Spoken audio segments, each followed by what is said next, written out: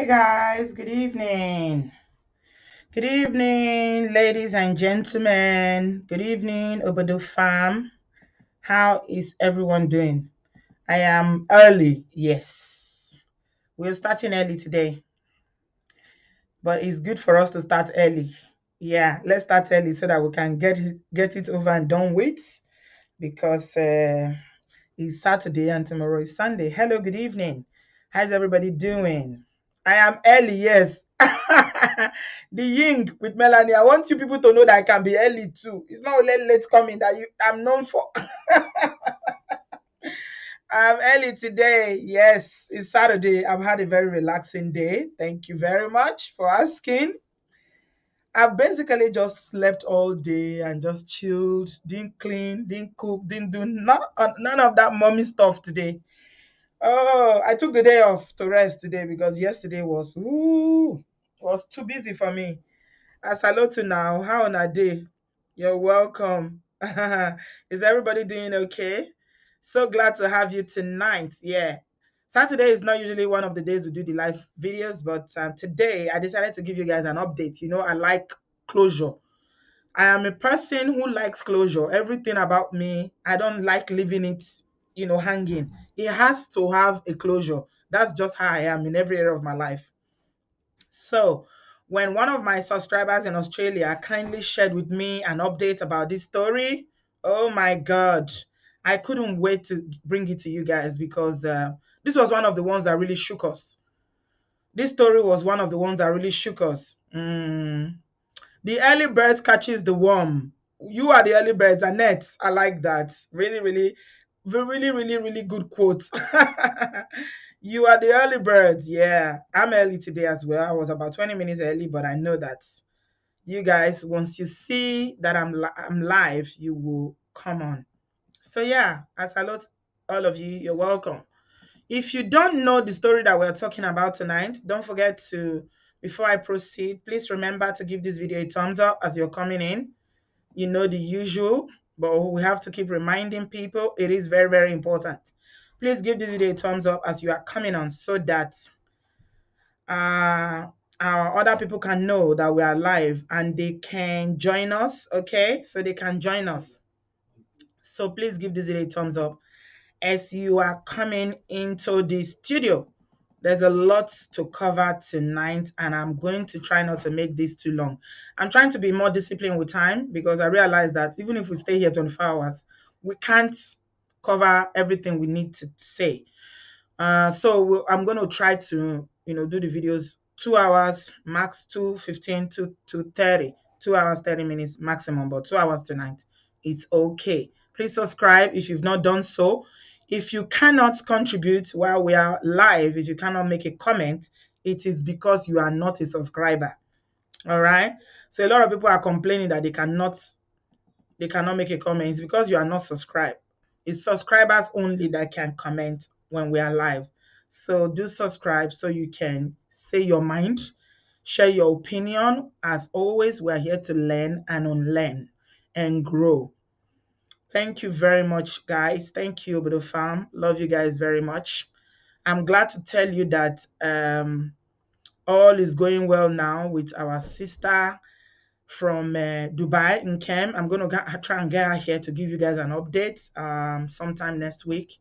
She's received the money now, thanks to everybody that contributed, and she's found a place and she's going to go ahead to set up her day center or her nursery or what's it called, her childcare place. Thank you, everyone that contributed. God bless you. Abraham's blessings are yours in Jesus' name. The Lord will continue to establish you. He will grant you your desires. Blessings upon blessings for helping the needy in Jesus' name. Thank you, everyone. So, the story of Janet. The story of Janet is one of the ones that shook us. Janet is a Liberian immigrant who lived in Australia. Okay, she immigrated and she was fleeing away. She ran away to find a better life for herself in Australia. She was a mother of three and she was pregnant. She was 8.5 months pregnant with her fourth baby when the news broke. I shared it with you. If you have not seen That story is still on my community page, is on my channel. You can just Google it on YouTube and you will see the whole scenario, how it played out. There was a video there, the Australian authorities saying that they are looking for the person that was responsible for deleting Janet. You guys, you know, those of you who are consistent will remember the story. Yeah, you remember Oluremi? Yeah. So the update is that the person who is responsible for taking out this beautiful woman that's described as a community leader, the one that people go to when they have problems in her community in Australia. She was a mother to a lot of people, even though she was quite young. She was a pillar in the community. That's how they described her. Yeah. The person that's responsible has been nabbed. Okay? It's been caught. So there's been speculations around who was responsible. When I shared that story, I didn't know myself. And a few people have reached out to me to say, oh, Auntie B, they've caught the person that did it. Is this person? Is this person? I say, well, let's wait for the authorities because we don't want to bring the wrong information to people who want to hear from the authorities. So we waited, and true to our waiting, only about, it's less than 2 weeks ago, and now the person has been apprehended. All right. He has been apprehended, folks. He is been nabbed. He's in police custody. Okay. That is what I am going to talk to you guys about tonight. So here is the story. I'm just going to share my screen so that we can, you know, listen to it. We can hear what they had to say. Janet, it was the person that deleted her was the father of her born baby, the family claim. So just reading from a newspaper, an Australian newspaper here. This is an Australian newspaper, and it says that this lady married pet man is the one that's accused of deleting heavily pregnant woman Janet Dewey. He was her lover and the father of her unborn baby, the brother claims. Okay, so she was heavily pregnant, and okay, there's a video here. Let's play it and see what they have to say. At BOTB, you could win a brand new Tesla Model 3. And they say petrol heads don't love it, but I don't think they've driven it. Okay. Still in so much pain. But 3 weeks on, somewhat relieved, someone has been charged with murdering Jeanette Dewey.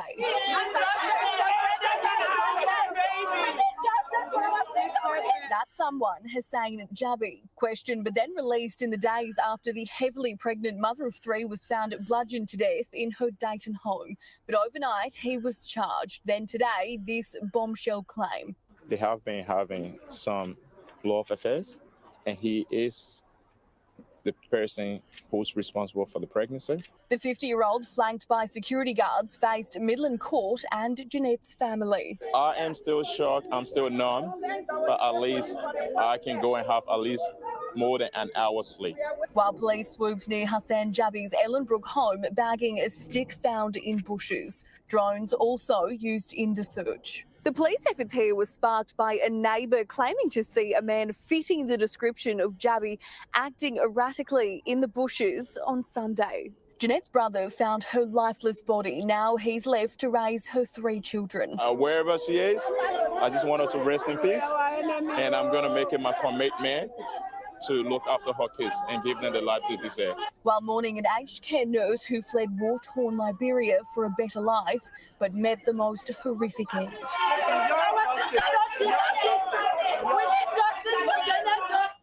Zarisha Bradley, police are still hunting for evidence tonight. And at least until sundown, I'm told, Tracy, police have spent a full day searching in the bushland behind me, bagging several items of interest. And those items are right now being taken back to be forensically examined. And just within the last hour, metal detectors have been brought on site to help assist in the search. Tracy, it's unclear whether forensics will return again tomorrow to continue their efforts. Zarisha, thanks for the update. So there you have it, my people. There you have it. There you have it. Yeah, that's basically that's what's happened. He's been arrested, and yeah, it's the father of her unborn child, right, my people? Is the father, and so you see a lot of people there gathering in the a lot of people who are heartbroken. They are crying, family, friends, because don't forget that Janet, apart from being taken out and deleted, she was pregnant, and this makes it even more sad. I mean, I keep playing this on my head over and over and over again. What kind of evil is this? What kind of evil would drive a man to think about it? Remember how the thing was planned? It was so perfectly done that there was no evidence when the police were searching. And I told you guys in that first video that I did that they said the person had access. Okay, so it was either somebody who had a key or she allowed the person in. So it's somebody she knew, okay, or somebody that was in her life that did it. Okay, he was the father of the unborn child. So apparently, this man is married. He has a whole new family, okay, and was dating Janet. Hmm? Hmm. He is a 50-year-old man, okay? I'll show you. You've seen his picture in that video, but I'll still show you his picture. So on Friday, he was arrested. His name is Hassan Jabi. He's 50-year-old. He was charged, and he faces the magistrate courts as the family member are calling for justice. The brother said that the man, this Hassan Jabi, is known to the family. He said, I know him. We eat with him. We drink with him, he said. This is what the brother said. Of recent, I found out they've been having a love affair, and he is the person who is responsible for the sister's pregnancy. That's him there. Okay, that's the man. So this is like a family friend that they know. But apparently it was a secret love affair that the family were not aware of. Right? The family were not aware that something like this was going on between the two of them. But the family say they know this man. Okay, he's known to the family, the brother said. But they didn't know that they were dating. You know how, all this kind of kurukere affair that, sometimes people don't want people to know. Obviously, because he is married. I see why they were hiding the relationship. All right? He's a married man. All right? And remember that it was the brother that found her body after a day. And earlier on, when they were investigating this crime, the superintendent, the police people there said that there was no sign of forced entry to the property. And this made the police to believe that the person had a key or was let in by Janet. This is what I said before. Okay? And as the brother said that he's been trying to sleep and he felt afraid since this incident. And he said, I just want to thank the justice system of Australia. They've been working tirelessly, he said. You heard her. You heard him there talking about, the work and the commitment that the Australian police force has put into this, because initially they arrested him and they let him go. Then later, when they now began to find traces of him being there, because these things are never perfectly done. No matter how you think they are perfect, they are not. He still left clues, and that's why they went back and arrested him again. And these are sympathizers, family, friends who are now gathered crying. I mean, it's a sad one. Okay. And they said that Janet is an aged care nurse. I mean, she's an adult nurse. She was a doting mother to her 3 children and a role model within Pratt's close-knit Liberian community. And they said she came to Australia as a teenager after fleeing the civil war in her native Liberia and had just gone on maternity leave. Okay? The guy remains in custody. The guy responsible, he remains in custody while, you know, uh, until the case comes up for hearing October 27th. My people. My people. Rincon. Can you see that? Yes. You are thinking how I'm thinking. Highly favored. Yes. I think you are reading my thoughts. You said that you think the man wanted Janet to delete, the pregnancy because he did not want the baby, but she refused. Aha. I'm thinking along the same line. Remember, this was a secret affair because even the brother said that I know him. We know this guy. We eat and drink together, but it was not an open relationship. It was a secret relationship that even the brother, even Janet's brother, did not know that these two were having an affair because he's married. Okay? He is a married man. This man is a married man. So I'm thinking that it had to do with something about her keeping the pregnancy or not keeping the pregnancy. Because you know how these things happen. When people have extramarital affairs and you start cheating on your spouse and a pregnancy happens, then it becomes a problem for you now because you are worried now as a man that, oh, your wife is going to find out. If your wife finds out, what's going to happen? Okay? So now you are trying to play safe. You don't want your wife to find out. You don't want to, because you have a home. It is then when you were enjoying it though, you didn't know. Okay? But now that baby has entered, you now start panicking. Exactly. This is the danger. Infidelity, yes. Yeah, baby Osa, you are right. This is it. So he must have thought that he was so clever. Okay? I'm sure in his mind he was thinking, oh, let me just do this thing. He's watched enough crime programs and he thinks, okay, nobody's going to find out. They will never find me out. Okay? This Hassan Jabi, his name is Hassan Jabi. Okay? He must have thought nobody will find out. But, these things have a way of coming out. Very, very wicked. That you have the mind to the extent that you will delete somebody, an unborn child that is innocent. That's a full-blown human being already. 8.5 months pregnancy. She was already on maternity leave, my people. She was already on maternity leave. She was going to have the baby 2 weeks. She was going to have the baby 2 weeks, my people. My goodness. Wow. You have the mind, the courage to say, okay, I'm going to do this thing. And you didn't even think about, I can't, no, let me not do it. This is too bad. No, even though I don't want this baby or whatever it is, the issue is I cannot do this thing because she is pregnant. What kind of evil just to tell you how some people have no soul. I think it was Omoye that said it here one day. And it was that same day that we did the show about Janet, where I was talking about identity. And I was asking a lot of questions that, did she know who she was?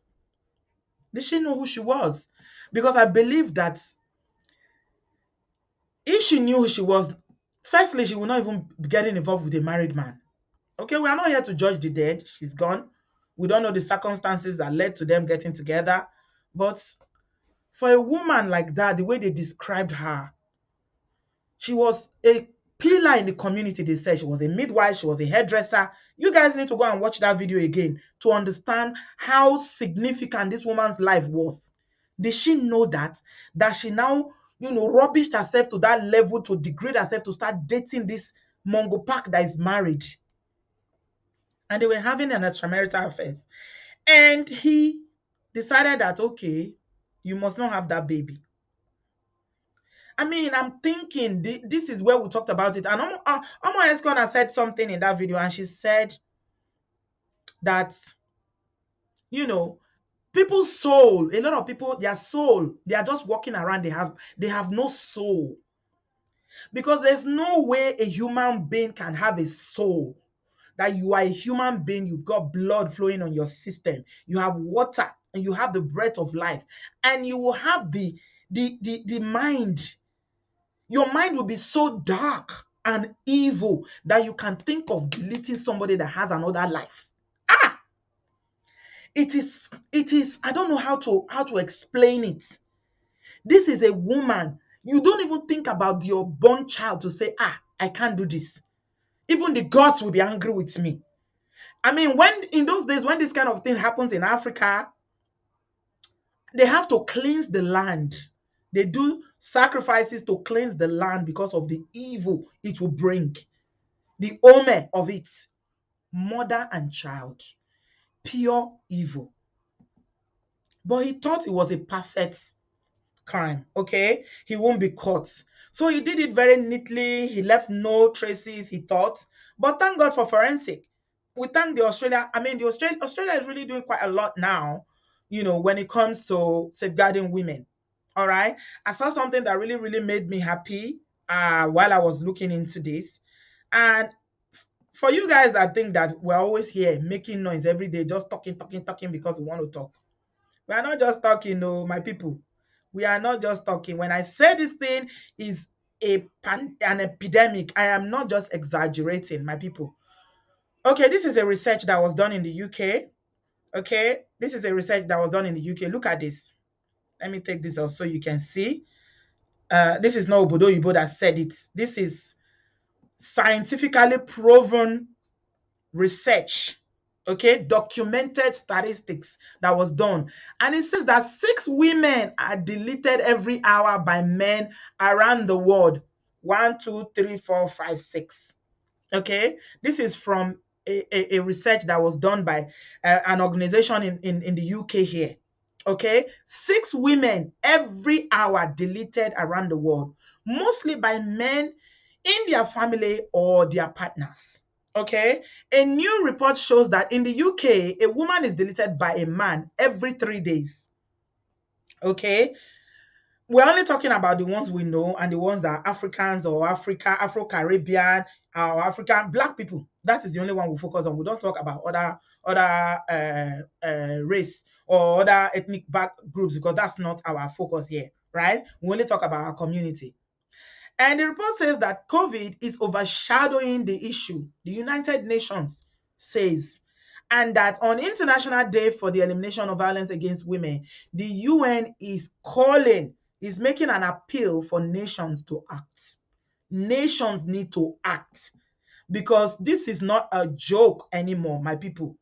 And that's why we sit down here every day. We are screaming, we are shouting, we are encouraging, we are teaching, we are educating women. Please don't stay.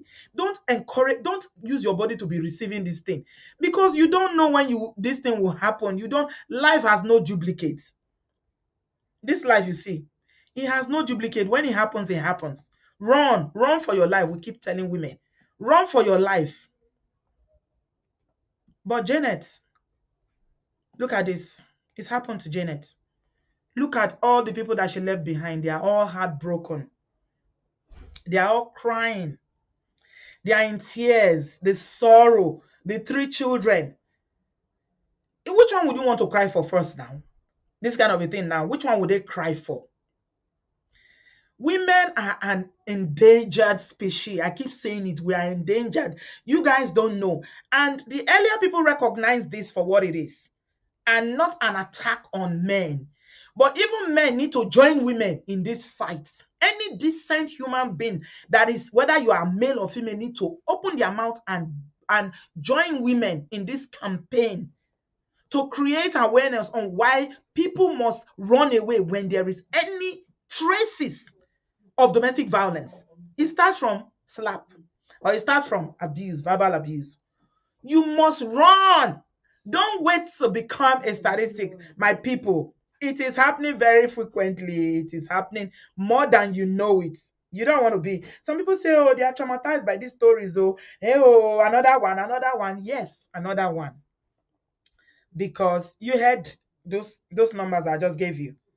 It is not a joke. This is happening. 6 women, that report said, around the world. Do you want me to show it again? Every hour, 6 women. And I'm not even talking about Africa, because say Africa, we not get statistics, we not get data. They don't bother to keep record of things that are happening. But it doesn't mean that it's not happening there. Oh. You hear me? It does not mean that it's not happening there. So, what does this mean for me and you, my people? What does this mean? What action does it mean for you? I thank God for a lot of my subscribers are saying, they send me messages and say, Auntie B, you are raising an army of people who are women who are supporting other women to flee. When I hear such story, my heart, they sweet me. I'm very, very happy to hear such stories, because it means that people are learning. You don't need to be a victim before you can understand what is going on, because our usual attitude as Africans is that you consign me. Once you consign you, then you will not do anything, you will not act. Do you have to wait and just allow this to keep happening until it gets to your door, until it becomes your sister's stories, until it becomes your brother, until it becomes your family member that is deleted before you will say something? And for women that are always encouraging other women to stay and be enduring domestic violence, you are part of the problem. You are.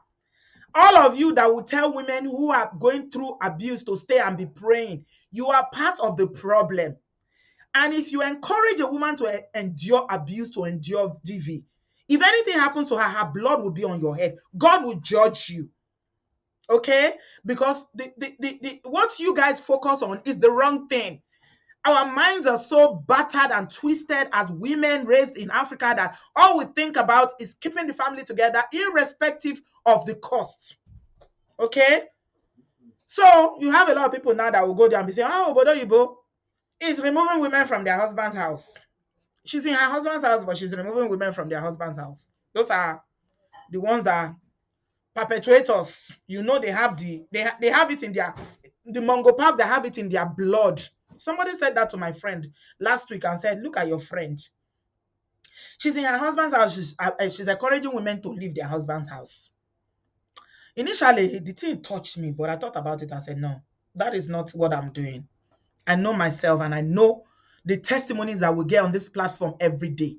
There is no woman that come here to share their experience. Some of them, they've been through it. Some of them are going through it. And some of them, they don't even have a way out. You want things to remain the way they are until it happens to you, until it happens to your sister. How many of you will want your sisters or your daughters, some of you that are old men, how many of you will want your daughters to be beaten, battered daily, all in the name of marriage? If you can answer that question honestly, that you will want that for yourself, then you can stand and judge me. Until then, shut your mouth and throw the key away. Disappear into oblivion. Because your opinion doesn't matter. It is not valid. You are part of the problem. Okay? Janet and a ton of other women that have so much to live for. They've got purpose in their life. They've identified that they have a calling to do good in this world. They've gone to, she wasn't even 40 yet. I think she was 36. They say she's 36 or 37. But because of a man that cannot control himself, you tell me, or some of you that will say, we should be going to the root matter. Why is it happening? You don't have the right to take another person's life. I don't care what the person did. If you cannot create, you cannot take. Nobody has the right to take another person's life. And if you think, oh, no, it's just small love we are doing now. Oh, it's makeup. We'll make up later. It's love. This is how we do our love. Is to slap. Is to beat. That's how we do our love. Ogu kid that love. That love make it flow away with rest and never come back. Because love does not hurt. Any kind of relationship where you are that doesn't serve you, that hurts you, and there is pain and crying every day, whether it's physical, emotional. Now, emotional abuse is even the worst. That one kills slowly. It leads to depression. It leads to mental illness. Physical one, oh, now deletion straight away. Women, I know you are listening because I get the feedback all the time. I know you are listening. You might not be able to speak now. You might not be able to take the action that you want to take now, but I know you are listening and I know that you hear me. Don't become a statistic. Do not become a statistic. Don't wait until you are. See, and that's one thing I dey delete person. No, nothing say na the day where person go carry hammer. Tomorrow, they bring one woman come here. We work on share story of how they take lodge hammer inside a picking head. Tomorrow, you guys come here early tomorrow. Make you come here. Waiting there, things are happening out there. Things are happening, and that's why we come here every day. I go shout. My throat go to pay me, not because I don't get work or that I don't have anything to do with my time but this is needed. We need to start changing mindset, and nations across the world are recognizing it now. I don't know the day that it will get to Africa, but it starts with one voice and another voice being added to it. All of us saying no. Let's say no. No to domestic violence. No to any kind of violence within relationships. Love doesn't need to hurt. So I understand that Australia, because Janet is in Australia and we're talking about Australia now, that the Australian government is offering one-off payment to help people who live, relationships like that. DV relationship. So this was reported by CNN last week. And they said that victims can apply for a payment of up to 5,000 Australian dollars, okay? Which includes cash and direct payments for expenses such as school fees. So big up to Australia for taking the lead, okay? So they are offering payments now because they've recognized that the issue is a big, massive one if they don't start addressing it. And Australian women are saying enough is enough. Stop deleting us. We deserve to live. Now, love. We no keep person. More than stop to the delete us. Okay? So the government now recognize that they need to do something. It's not just words alone. Action. They need action, and they took this action to be supporting people who are fleeing and giving them payment of $5,000 to relocate, to pay school fees, because a lot of times is when they don't have the economic power to do it, just like in Africa. And this happened in Australia. See the women, as I was looking at this, I was like, we need this in Nigeria. We need this in Africa. We need a million women march. We need a million women march to march through various cities in Nigeria, everywhere in Africa, for women to come together and say, we say no to domestic violence. Enough is enough. Stop deleting us. This is what they did in Australia. So you see, earlier this year, these protesters, they came out en masse and they marched around Australia crying for action against gender-based violence. And this is interesting. The research that they did in Australia shows that the people that were more at risk, they are the, Aborigine, people from Aborigine background, and the one they call, I don't know who those ones are, they call them the Torres Straits Islanders women. They are the ones that suffer from the highest rate of violence, and more than non-indigenous women. And the rate of it is that they are 11 times more likely to be deleted than the others.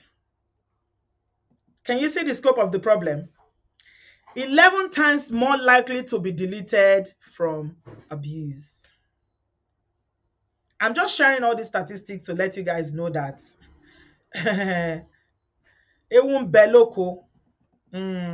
there is fire on the mountain. This has gone past, you shading men, you are cursing men, you hate men. This is beyond that, my people. This is a crisis. It's a crisis. It's a crisis. Whether you agree or not, it's a crisis. So Australia is offering money to people to flee. Thank you very much, Akintola Oluremi. Oh, God bless you for my naira. Thank you for donating. Is it 1,000 naira? Oh, I appreciate it. God bless you. My dear people, this has gone past lip service. We need action. And until people begin to speak up and we request for, sustainable actions of what needs to be done, it's not going to end though. And like I said, let's not fold our hands and waiting for it to happen to us and say, after all, it's not me. These are the indigenous people. They are the real Australian indigene. And I want to believe it's those ones that their skin is similar to ours, Abby. They are the ones that are very close to us in terms of their skin color. Somebody should correct me if I'm wrong. You see that this is a worldwide issue. It's a worldwide issue. This man, this Mongo Park decided that, what can I do? Since nobody will suspect me. After all, nobody knew they were dating. So he decided to sneak into Janet's apartment. He sneaked into it. This is him. This is another picture. This is a better picture. You know, see him? This is him. Can you see him? That's him. He sneaked into the apartment, did what he was going to do, just deleted this woman with a baby in your own flesh and blood. God will not forgive this man. No. God, we can never. My goodness. What kind of cruelty is this? What kind of wickedness is this, my people?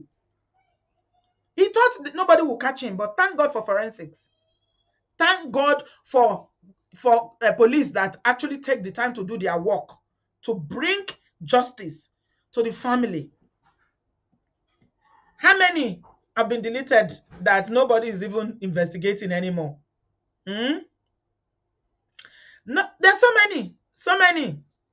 Yes, there are so many. Some women cannot differentiate between abuse and love. Yeah, they'll say, this is how we do our love. Until you are deleted before you will know. Don't say it's not my portion in Jesus' name. I reject it in Jesus. This is not a prayer. The only prayer you need is for you to carry leave everything that you think, run. Just take your bag, hand luggage, or purse, whatever you can carry, and run. How many have we talked about in the past 2-3 weeks on this channel? Is it the girl from Kenya that the Olympic medalist? Is it that one we want to talk about that her coach decided to take out? How many do we want to talk about? Some women they've been so close, they don't even know. I saw a video the other day, and somebody shared this video with me where I think what's the animal called? I don't usually know my animals though. Is it giraffe? I don't know whether it's not giraffe. What they call this one that has white stripe? It was going through water. It was crossing the water. And the animal just finished crossing the water like this. The minute it just like a split second, they just finished climbing, the crocodile just whap like this, open mouth like this, whap. And the caption said, you will never know how many times you've been through experiences like this. You will never know how many times. Thank you, Maggie. They are dark skin, Abi. Of course. Now zebra, hen, zebra. It's zebra. Thank you, Oluwatobi. You know I don't know my animals. Thank you for telling me. My subscribers have already told me zebra, right? Zebra. Thank you, zebra. How do you call it? Is it zebra or zebra? Zebra. Zebra, not zebra. I used to call it zebra. Zebra. Thank you. Go away. Okay, bye-bye. What's burning? Go and check the kitchen. Something is burning. Who's cooking now? Don't distract me. Go away. So, my people, here you have it. Okoyawo is the one responsible, the owner of the pregnancy, who the family didn't know that it was the one. So, that is the update that I have for you, my people. Okay? So, I'm just going to use this opportunity again to talk to women out there. All of you that think that, okay, he will change. I am praying he will change. God will do it. You will speak it into existence. I will get him to change. He promised to change. Some women will say, oh, when he finished beating me, when I say I want to leave, he will cry and cry and cry. I saw a comment today on one that happened in Lagos, in Nigeria. One that one, they say, he put petrol on that one, just burn him down. Just because she went to bury her. She went for a burial. She came back. Somebody put in the comment section there that anytime I want to leave, he will start begging and begging and begging and begging and crying. Narcissists, they have a way of getting you to stay. They will make you feel as if you are the problem. Okay? Then you start questioning yourself. You now start feeling as if, am I okay? Is there something wrong with me? Why do I keep attracting people like this? What is wrong with me? There is nothing wrong with you. Run for your life. If a relationship does not serve you, please run for your life. It is better for you to be alive and single, divorced, separated, whatever your marital status is. Life is much more precious than anything you can think of. See, when there is life, tí ẹ̀mí bá ń bẹ, tí ẹ̀mí bá wà, ìrètí ń bẹ. When there is life, there is hope. Do not put your life in danger, women, because of marriage. Okay? Do not put your life into danger. Any man that loves you will never put your hands on you. This is not love. Yes. Narcissists will make you question your perception of reality. Yes. If you stay long enough, mental health will set in. It starts with depression. I'm sharing my link in the comment section. Those of you who want to join this conversation, I'm encouraging everybody to come.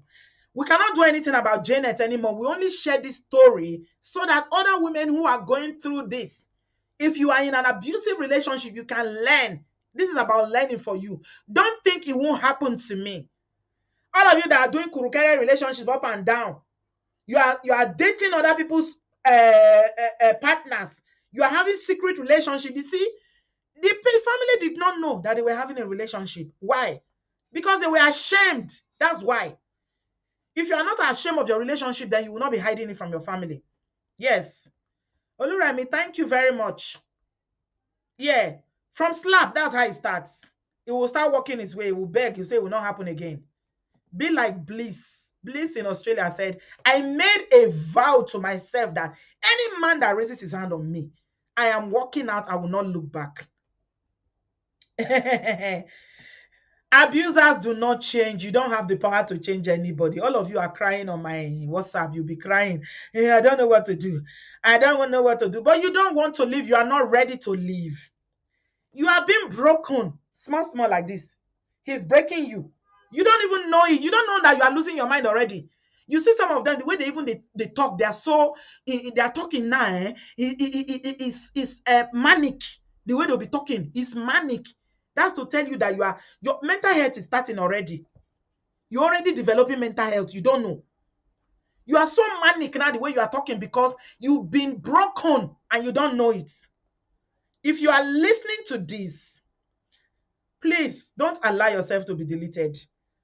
Think about your children. Those of you who have children, even if you don't have children, think about yourself. Think about your family. Those who depend on you.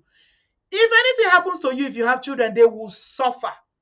You heard Janet's brother saying, oh, we'll take care of the children, we'll do this. Nobody can care for your children like you. I'm not saying that they will not take care of the children, no, but my sisters, hey. Nobody can care for your children like yourself. Stay alive and take care of your children. Don't allow anybody to delete you. It starts gradually, start building up. I'm going to stop talking now, but I encourage you to reach out. Okay?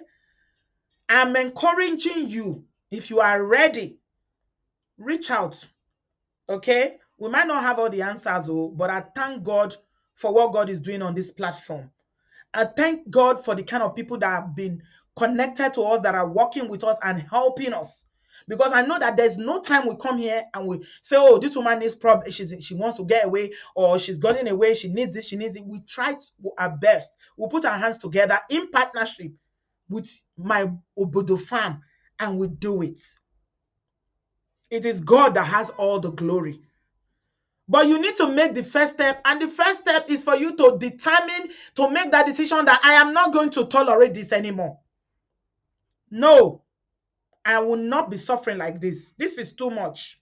You have to decide that. We cannot decide that for you. You know how many have come forward? They will say, Auntie B, hey, he's doing this, he's doing this, he's doing this. But I'll ask them now, because you know we are Nigerians now, or Africans.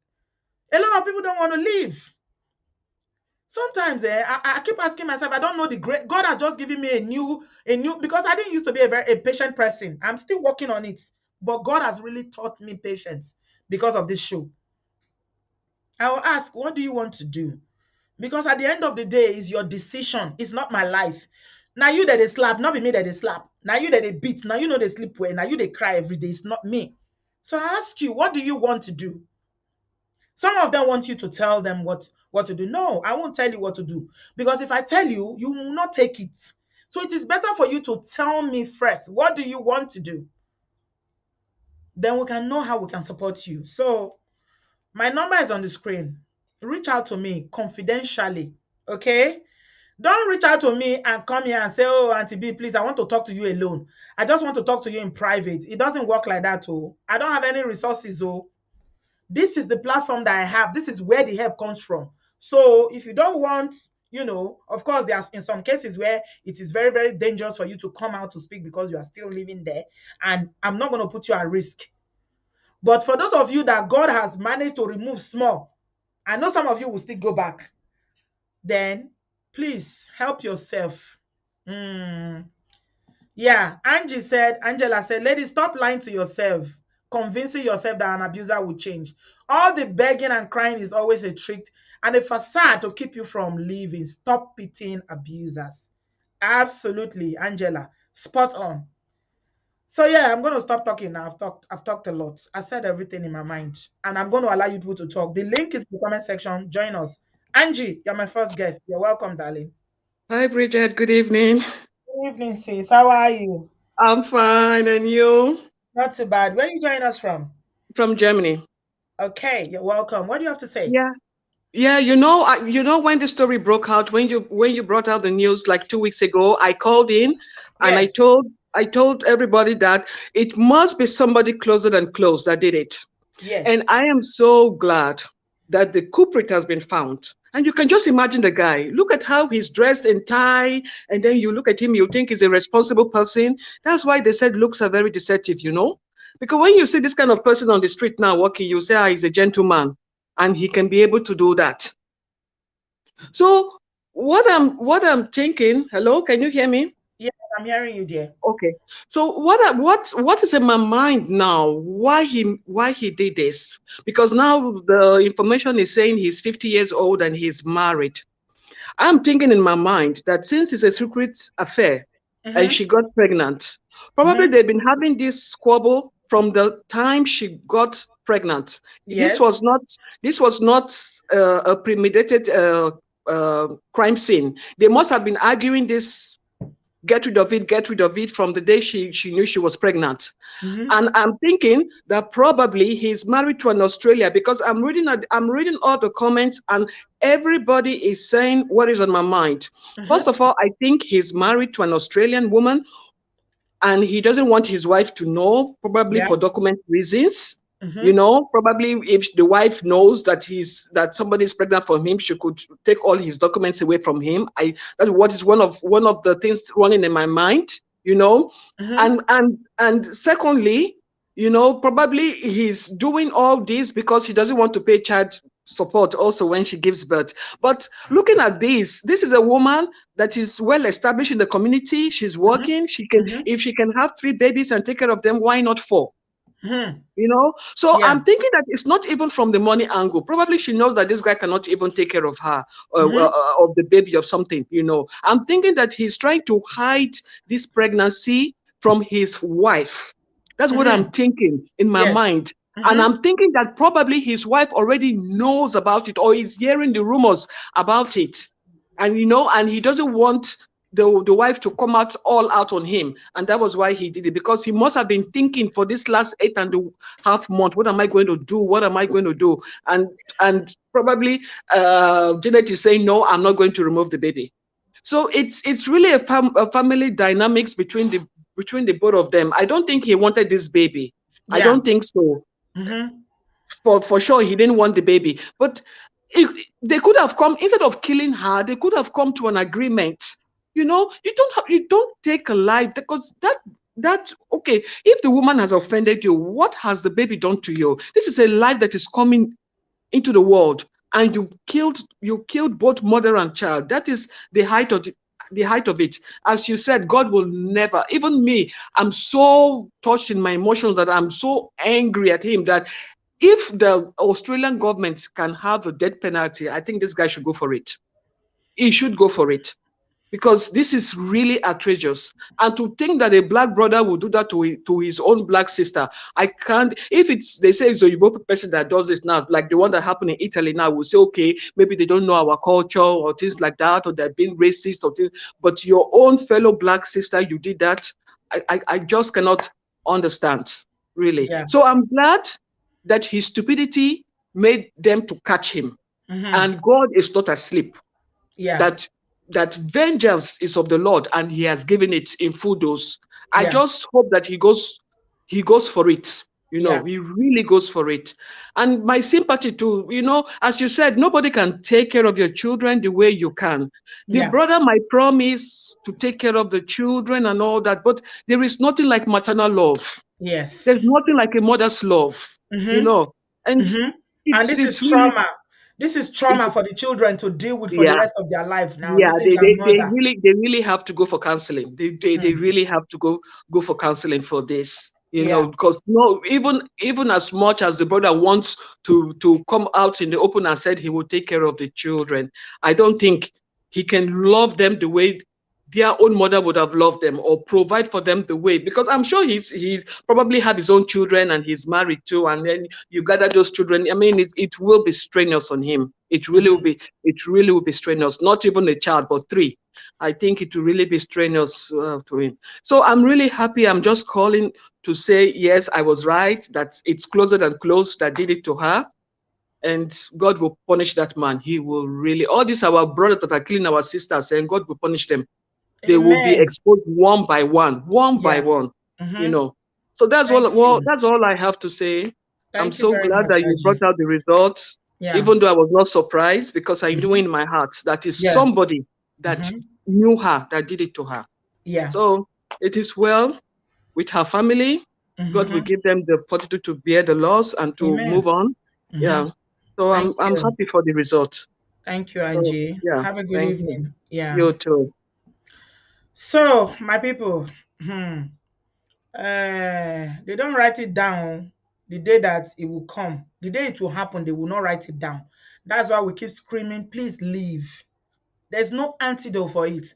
There's no medicine for it. And a lot of people are saying, oh, no let time fool you because it wear time. Make I tell you, so many people there out there that they are so damaged. Okay, the story I will share with you tomorrow, you will see what I'm talking about. I will emphasize that more. Why people are so damaged, you don't know. You don't know the baggage, their brain, the way it is wired, because they dress up like this. Look at human being. No, me say they be human being. No. They are raving mad people. Excuse my language. They're not well. They're not well. Any small thing, like this, they've lost it.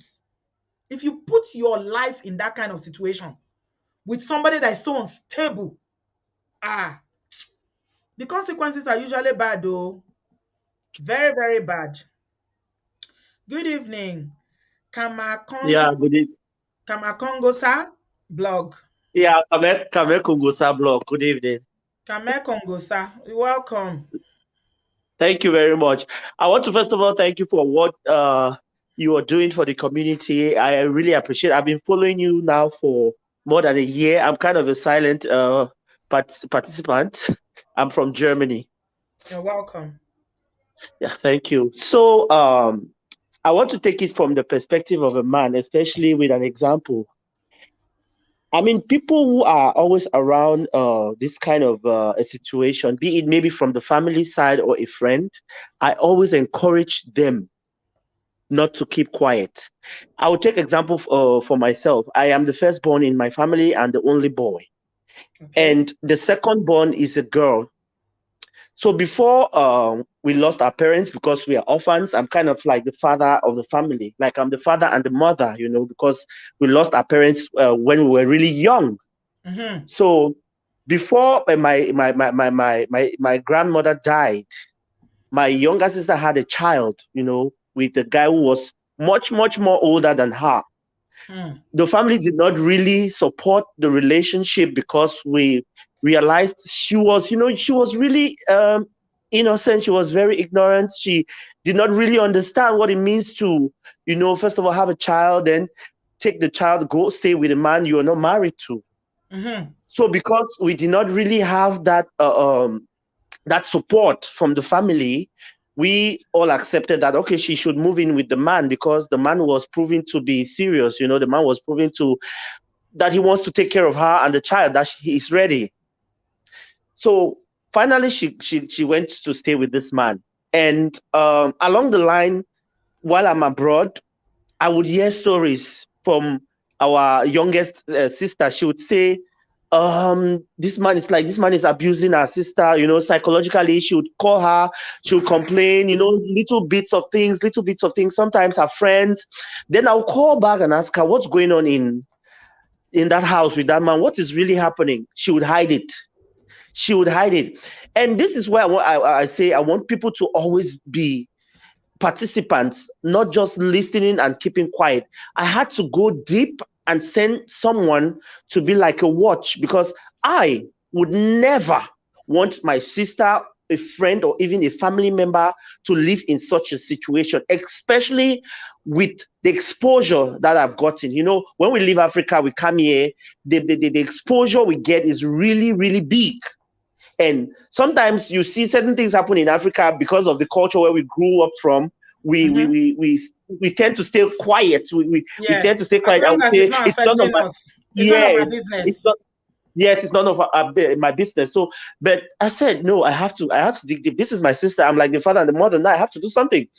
Then, unfortunately for this man, we realized he had been psychologically, damaging her for years. I mean, this man first of all had children that she never knew about. We did not know about. You can imagine, he had children. So when she's at home, these children will come at home. When she puts channel 1, one of them will pick up the remote and put it to channel 5. Imagine. So she will stay quiet. She will not say anything. So the day I realized that's what was happening, I told my younger sister, okay, go. Take this friend of mine, take this friend of mine, take this friend of mine, go to the house, pick up all of her things, take her child and move. And that's what happened. And to God, my sister is now happily married to another man. Amen. And she still she shares, parenting with the child, with the child's father, because I told her you cannot take the child away from him. He should bear the responsibility. She should be able to send the child to school, do everything that the father does for a child. They are really better now they are in a better relationship now because of the child than when they lived together. Yeah. Yes. Absolutely. So, you did the right. You stood for your sister as a father. These are the kind of men that we are looking for. These are the kind of fathers that we are looking for. Not fathers that will say you must stay there. I've collected the bride price. You can't come home. There's a woman on this platform who's come here to share her story. Okay, I will allow you to finish, my brother. I'm sorry. I just wanted to buttress this because what you said now is just made my heart so pleased and so happy. Because a lot of African parents are the problem. You see? They are the problem. When their children tell them, this is what this man is doing to me, they will say, this is what it is, oh. Stay there and endure. This woman came here and said, this man, the abuse is too much. I can't take it anymore. The father says, if you leave, I will never speak to you. I will disown you.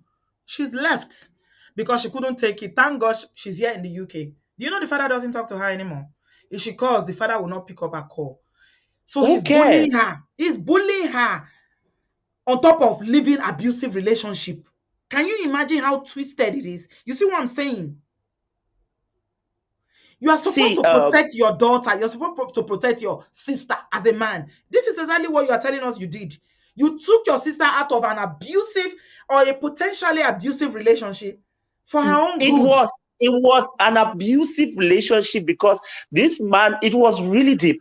This man would go to the village, get this, us Africans, get this dirty bag and hang it somewhere, in the house and say, that is the spirit I brought from the village. If you leave me, it's going to kill you. It was deep.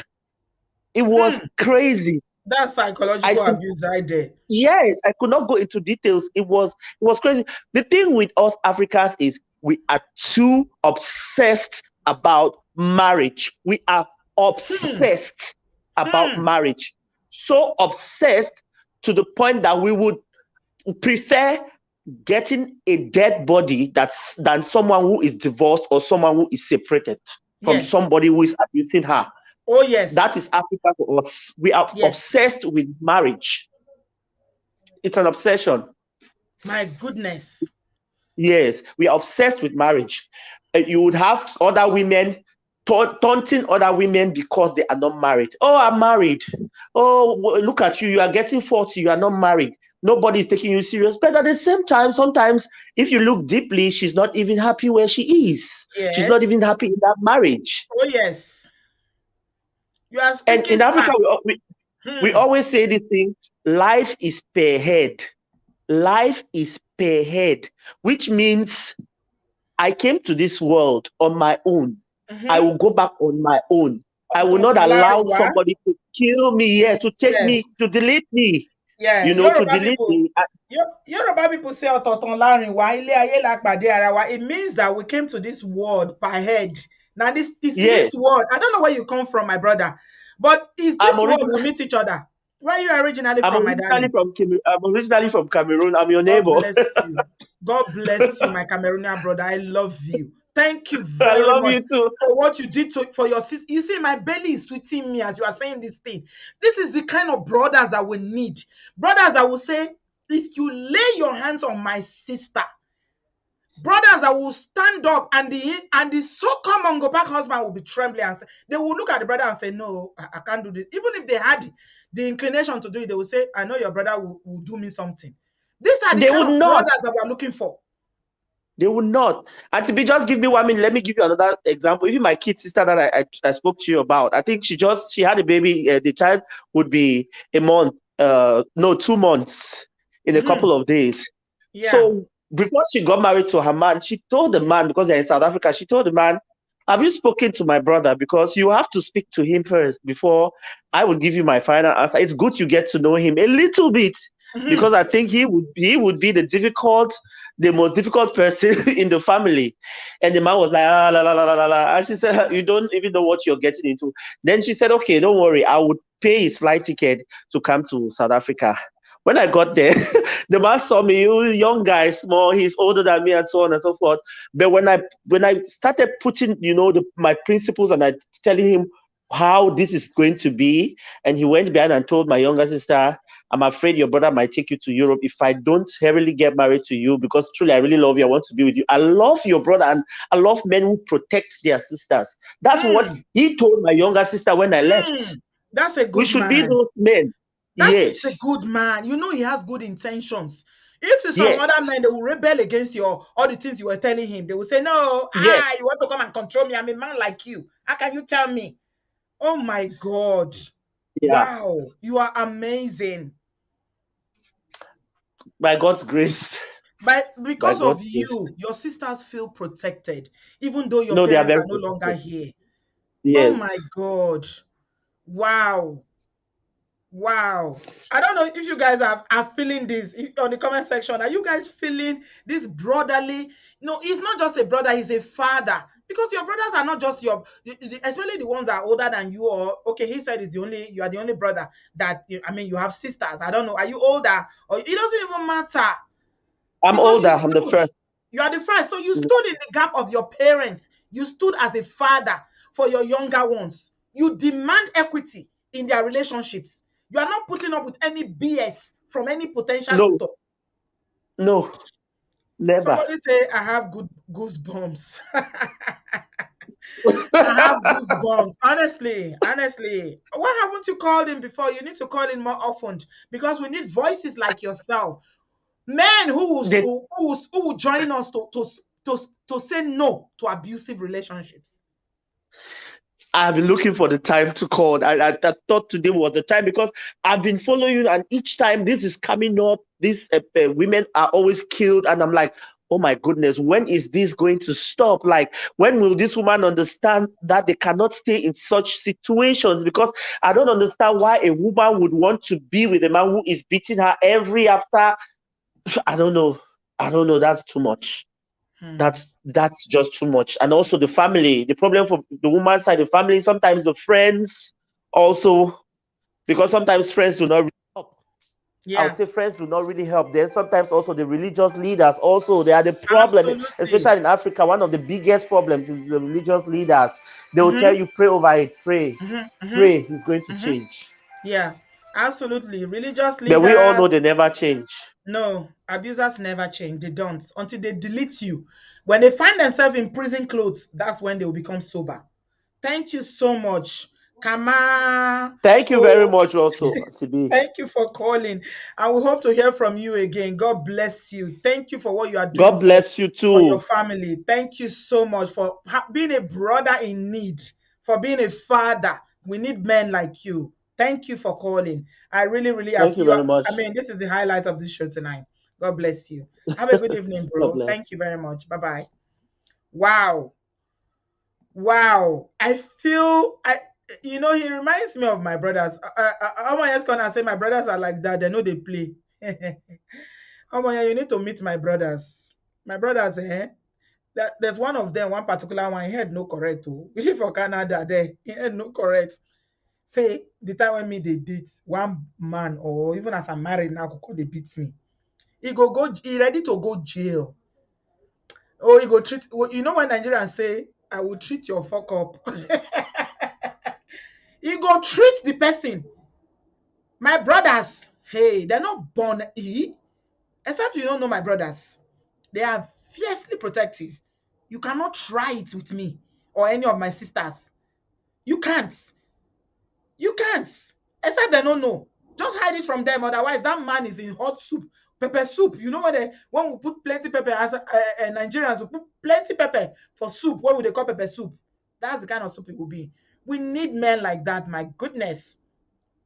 He spoke. I felt warm in my heart. I felt good that a man can, stand like this and say no. If it's some other ones, they will be collecting. Once the in-law, potential in-law, will give them small handouts. African parents, some of them that encourage their children to stay in abusive relationship, they are not greediness with their problem. They are too greedy. If you give them $15,000, I say dollars. What am I saying? 50,000 naira. Oh, Lobaton, you bought their loyalty and their commitment forever. They will shut up. They cannot speak the truth against their own daughter. To defend their own daughter, to defend their own sibling or their own family member becomes a problem because they don't chop what they're not supposed to chop. Not be poverty cause some more because some people are so proud. They don't have anything, but you can't buy their loyalty. If you are doing nonsense, they will tell you are doing nonsense. Stop it. Stop it. They will not tolerate it. These are the kind of men that we need, that will join voices with women who are shouting, saying no to abuse. DV, say no. You see how the brother the brother that was going to marry the sister quickly chucked. It's shocking. He told the woman, say, let me quickly marry you because this is your brother. And then when they are married now, he has earned the respect of that guy for life. You think he will try any nonsense? Because he knows that she has somebody watching over her. African parents are one of the problems that we have. Not to talk about the culture, the patriarchy, the religious leader who will tell you, stay. God hates divorce. The things that are against women, there are too many. Melo la feka. How many can we say? There are too many. It's like women are constantly fighting one battle or the other. One battle or the other. Just our survivor, our being to survive is a battle. Every stage of our life is a battle. What is it? Is it a crime to be a woman? Is it a sin to be a woman? African women are the worst. We suffer the most. And you know the ones that are most responsible for all this suffering? Women as well. It's not only men, no. It's not only brothers. It's not even the abusers. Women as well. Women as well. Is it widows we want to talk about? The ones that their husband will die. It is the family, the women in their husband's family that will come and say, our brother don't go, yeah, leave the house, take your children and go. They will take everything that man ever worked for. That's why we stay here every day and say, men, do your will, oh, write your will, protect your family, take life insurance if anything happens to you. Because what your family will do when you are gone, I wish dead people can see. They can see when they are gone what happens.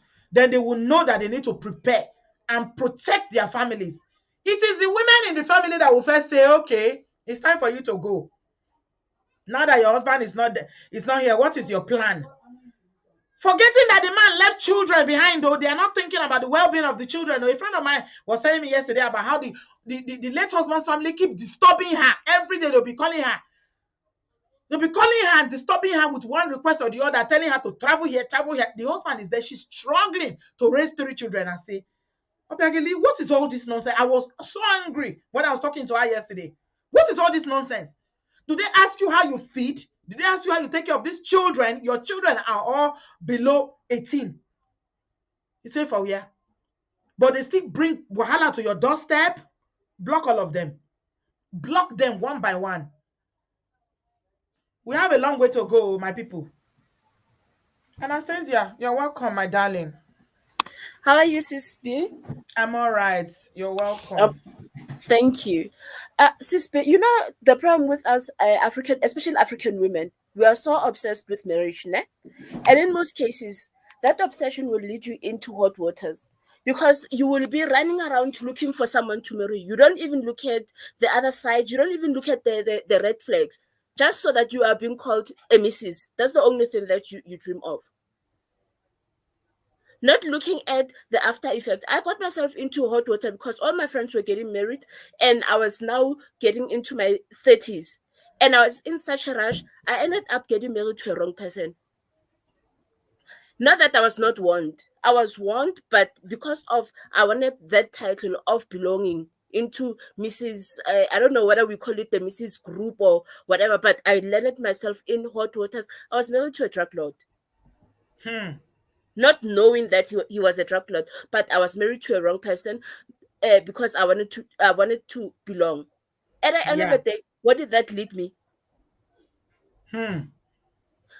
Being single is not a sin, and we need to accept it. I was working, I'm educated, but because of that title, it landed me in hot water. I was into jail. And that's why I don't like titles. Personally, I don't like titles. But I don't like titles. I hate titles with everything in my being because titles, this especially that Mrs.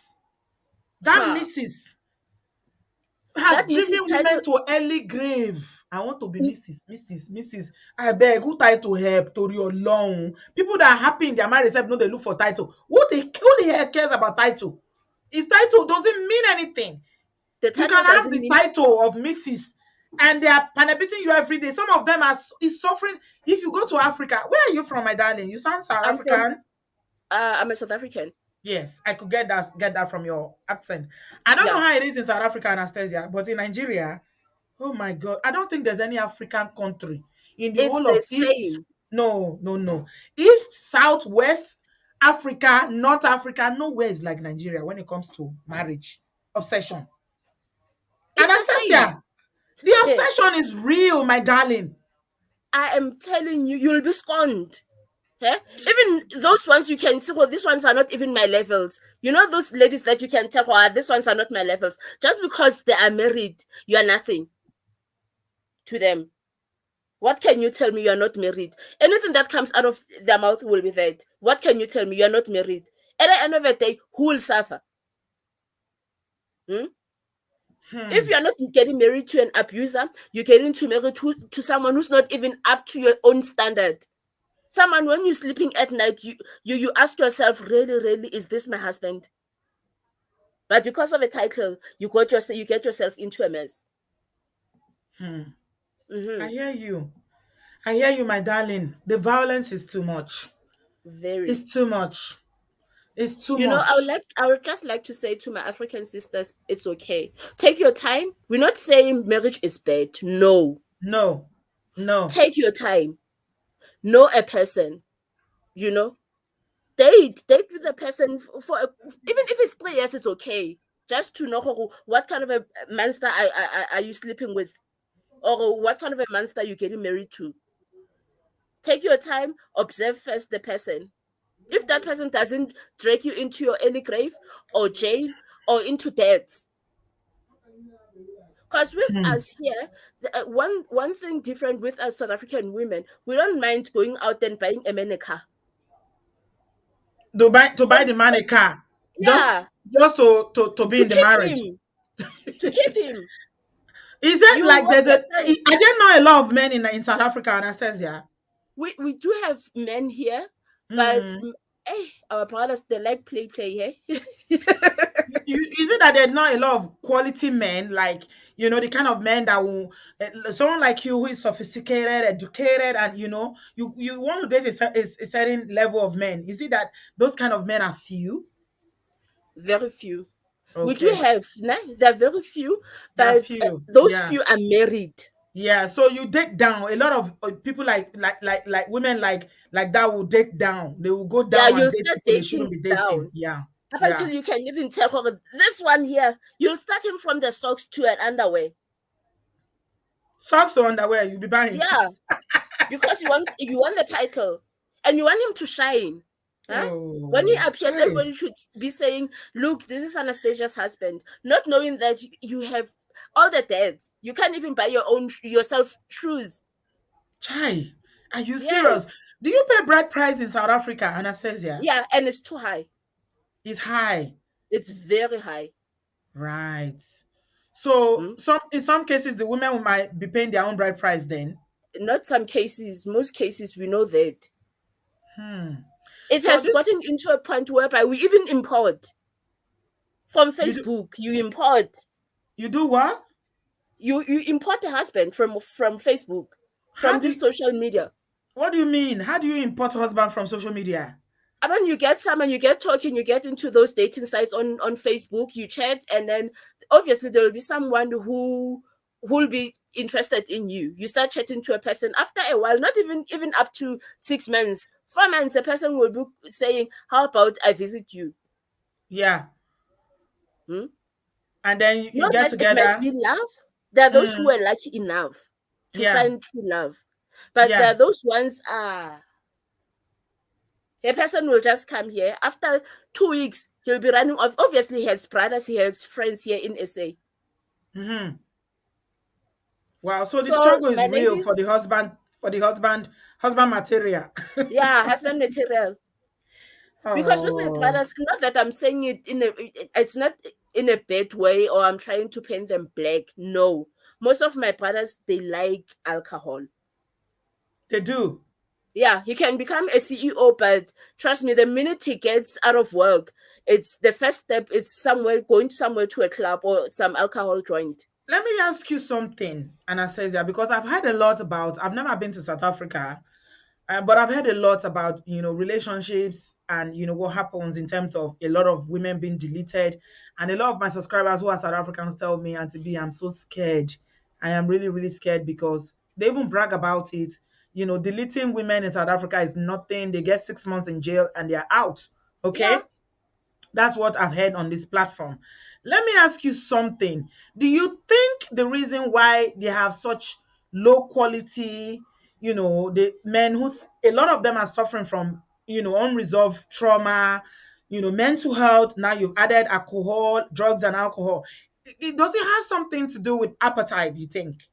Yes, a lot. Because remember, not everybody is from Joburg. We all originate somewhere, from some villages. So with apartheid, what they'll do is you leave your wife behind and the kids behind, and the father will come here to in Joburg or the big town to work. So who's supervising those boys? Right. Who's raising a male son? Who's showing that boy, this is how you should be as a man or as a family man? Nobody's there to supervise that boy. Wow, I see. Because some of these things are deeply rooted. That's why I was asking you about appetite, because we all know the story of what our brothers and sisters went through in South Africa and everything. Because I see like a lot of men in South Africa are so angry. And there's a reason. where they are so angry. A lot of them are suffering from PTSD. Yeah. You see? And unfortunately, African leaders are so hopeless that, they never have the budget to help people to deal with these issues and things they've been through. And they will just sweep it in the corner as if it's not, it's just like they do the treatment mental health in Nigeria. It's not a thing.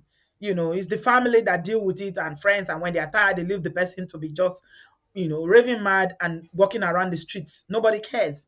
It's not like it's a problem that the government should recognize and do something about rehabilitation, therapy, because a lot of these men are suffering. They are Most of them, suffering. we do have, what, we have institutions, we have organizations in place, but the Like problem private ones, the private ones. no, from government, even our healthcare is free. We Okay. have free healthcare. Okay. But the problem is, how do you take that man, or how do you convince a man, that kind of a man, To go go. to the hospital, go seek help? You have mental issues or emotional issues that you need to resolve. They'll Yeah. never go there. They won't go. Yeah. The typical No, we do African man have. will not go. Yeah. There's a So lot we of end up trauma. a lot. At the end of the day, it is us, the women and the kids, who will suffer. Yeah. There's so many ways that our government tried, to build even us as women, whereby what they did is they came up with this idea of, how about we give women better jobs, better paying jobs, because if a woman is working, that money will be for the woman, her kids, and even the extended families, right? But what happens to the man who's left behind? He becomes bitter. Yeah. He becomes bitter, and a bitter man will beat you down. Yeah. Yeah. I feel like those men need to be empowered as well. Because an African man will always want to be the one that provides. He wants to be respected. It's difficult to respect a useless man.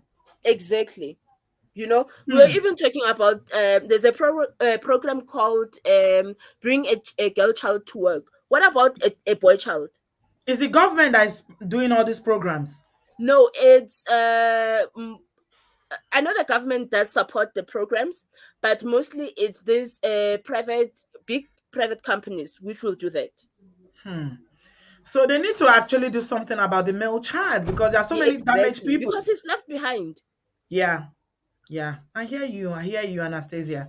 Thank you so much for giving, like we've managed to unpick some of the problems and why a lot of these South African men are the way they are, because, a lot of these problems are deeply rooted. Okay, so the end product is the violence and the aggression and, the DV that follows. But there's something from when they were children. And I want you to come on the show tomorrow, Anastasia, if you can. And the story I will show you, the man is from Kenya. You will see where he started from. It always starts from when they are boys. The family, the environment, how they were raised. It has a lot to do with how they become when they become adults.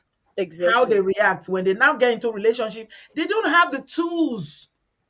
They don't have the tools to navigate adult relationship between men and women. Not at all. It's difficult for them. They cannot. So the result of violence, the result of controlling, manipulating, they are so insecure and they are so jealous. Insecurity and jealousy, the end product is always somebody will end up being deleted. Exactly. Thank you so much, Anastasia. I really enjoyed my conversation with you tonight.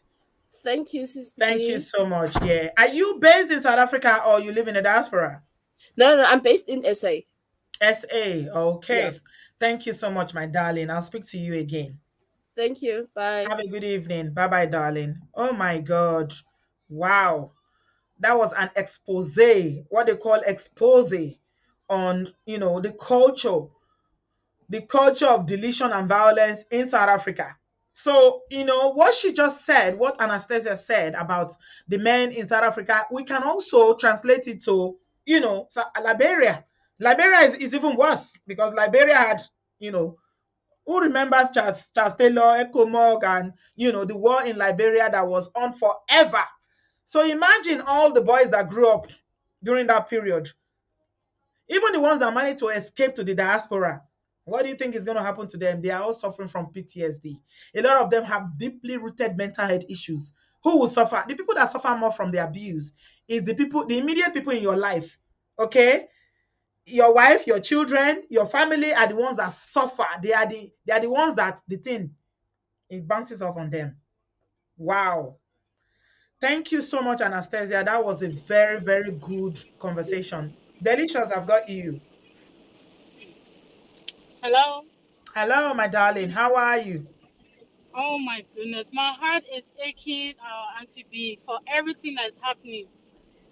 Like, I'm so sorry for how this girl lost her life, but this is a problem within the Liberian community. I'm here in Canada, right? Right. So many of my Liberian sisters here in Canada. hmm, Oh my goodness, my heart is aching for them because they carry themselves like they're not enough. Hmm. If they see another Liberian sister have a marriage, they're happy. For some reason, it caused them anger, and they'll get in a group and recruit one person to sleep with that guy and be pregnant for him just to prove a point to the other woman. As I'm Excuse me, Delicious. Hold on a bit. Yes, Oh, put your brakes on, my darling. Let me understand what you're trying to say. You're okay. saying So that when what they I'm say, trying to say, yeah, so what who I'm is trying to say, grouping to right? sleep with the man? Is it women or men or who? Women will be in a group. As I'm talking right now, Lobaton. there's another Liberian girl. She's already a single mother of two and trying to put her life together. So this other Sierra Leonean lady have a problem with other Liberian girls. So they now recruit her to go sleep with her man that she's with, and she's now pregnant for the lady. And she having the nerve to be gossiping about her around that, oh, you can't even have a How do baby you girl. recruit somebody to sleep with somebody else's husband? I don't Yes, understand. yes, yes, How? yes, they're doing that. They They recruit and do the man that. will just fall for it. No, like they all become friends. For example, they're all friends, right? They're Yeah. visiting each other, they're going out, and jealousy is there. They're finding a way to make sure that your happiness is down. They don't even care that they are destroying their own happiness. They don't care about their own happiness. They don't care about their own self-esteem. So they'll try to come in the middle and cause chaos. Hmm. You understand what I'm Wow. saying? It's happening here every single day. Like, Wow. it makes you just want to distance yourself from your fellow Liberian.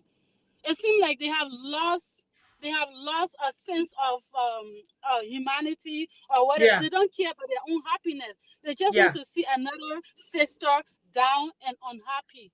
They'll come Wow. as far as they want to babysit your kids. They're your best friend. They're your ride or die. Just they'll pretend at all costs to bring unhappiness to you. Really? Yes. Wow. This is deep. This is really serious. And that's Yeah. why a lot of Every people come time. here and they say, don't mingle with only Liberians alone. Have friends from people with with other Africans or Igbo or whatever. You don't need to and to be friends with only the people from your country. Yeah, you have to be friends with. There's so many different nationality in this part of the world. Try to make friends with everyone.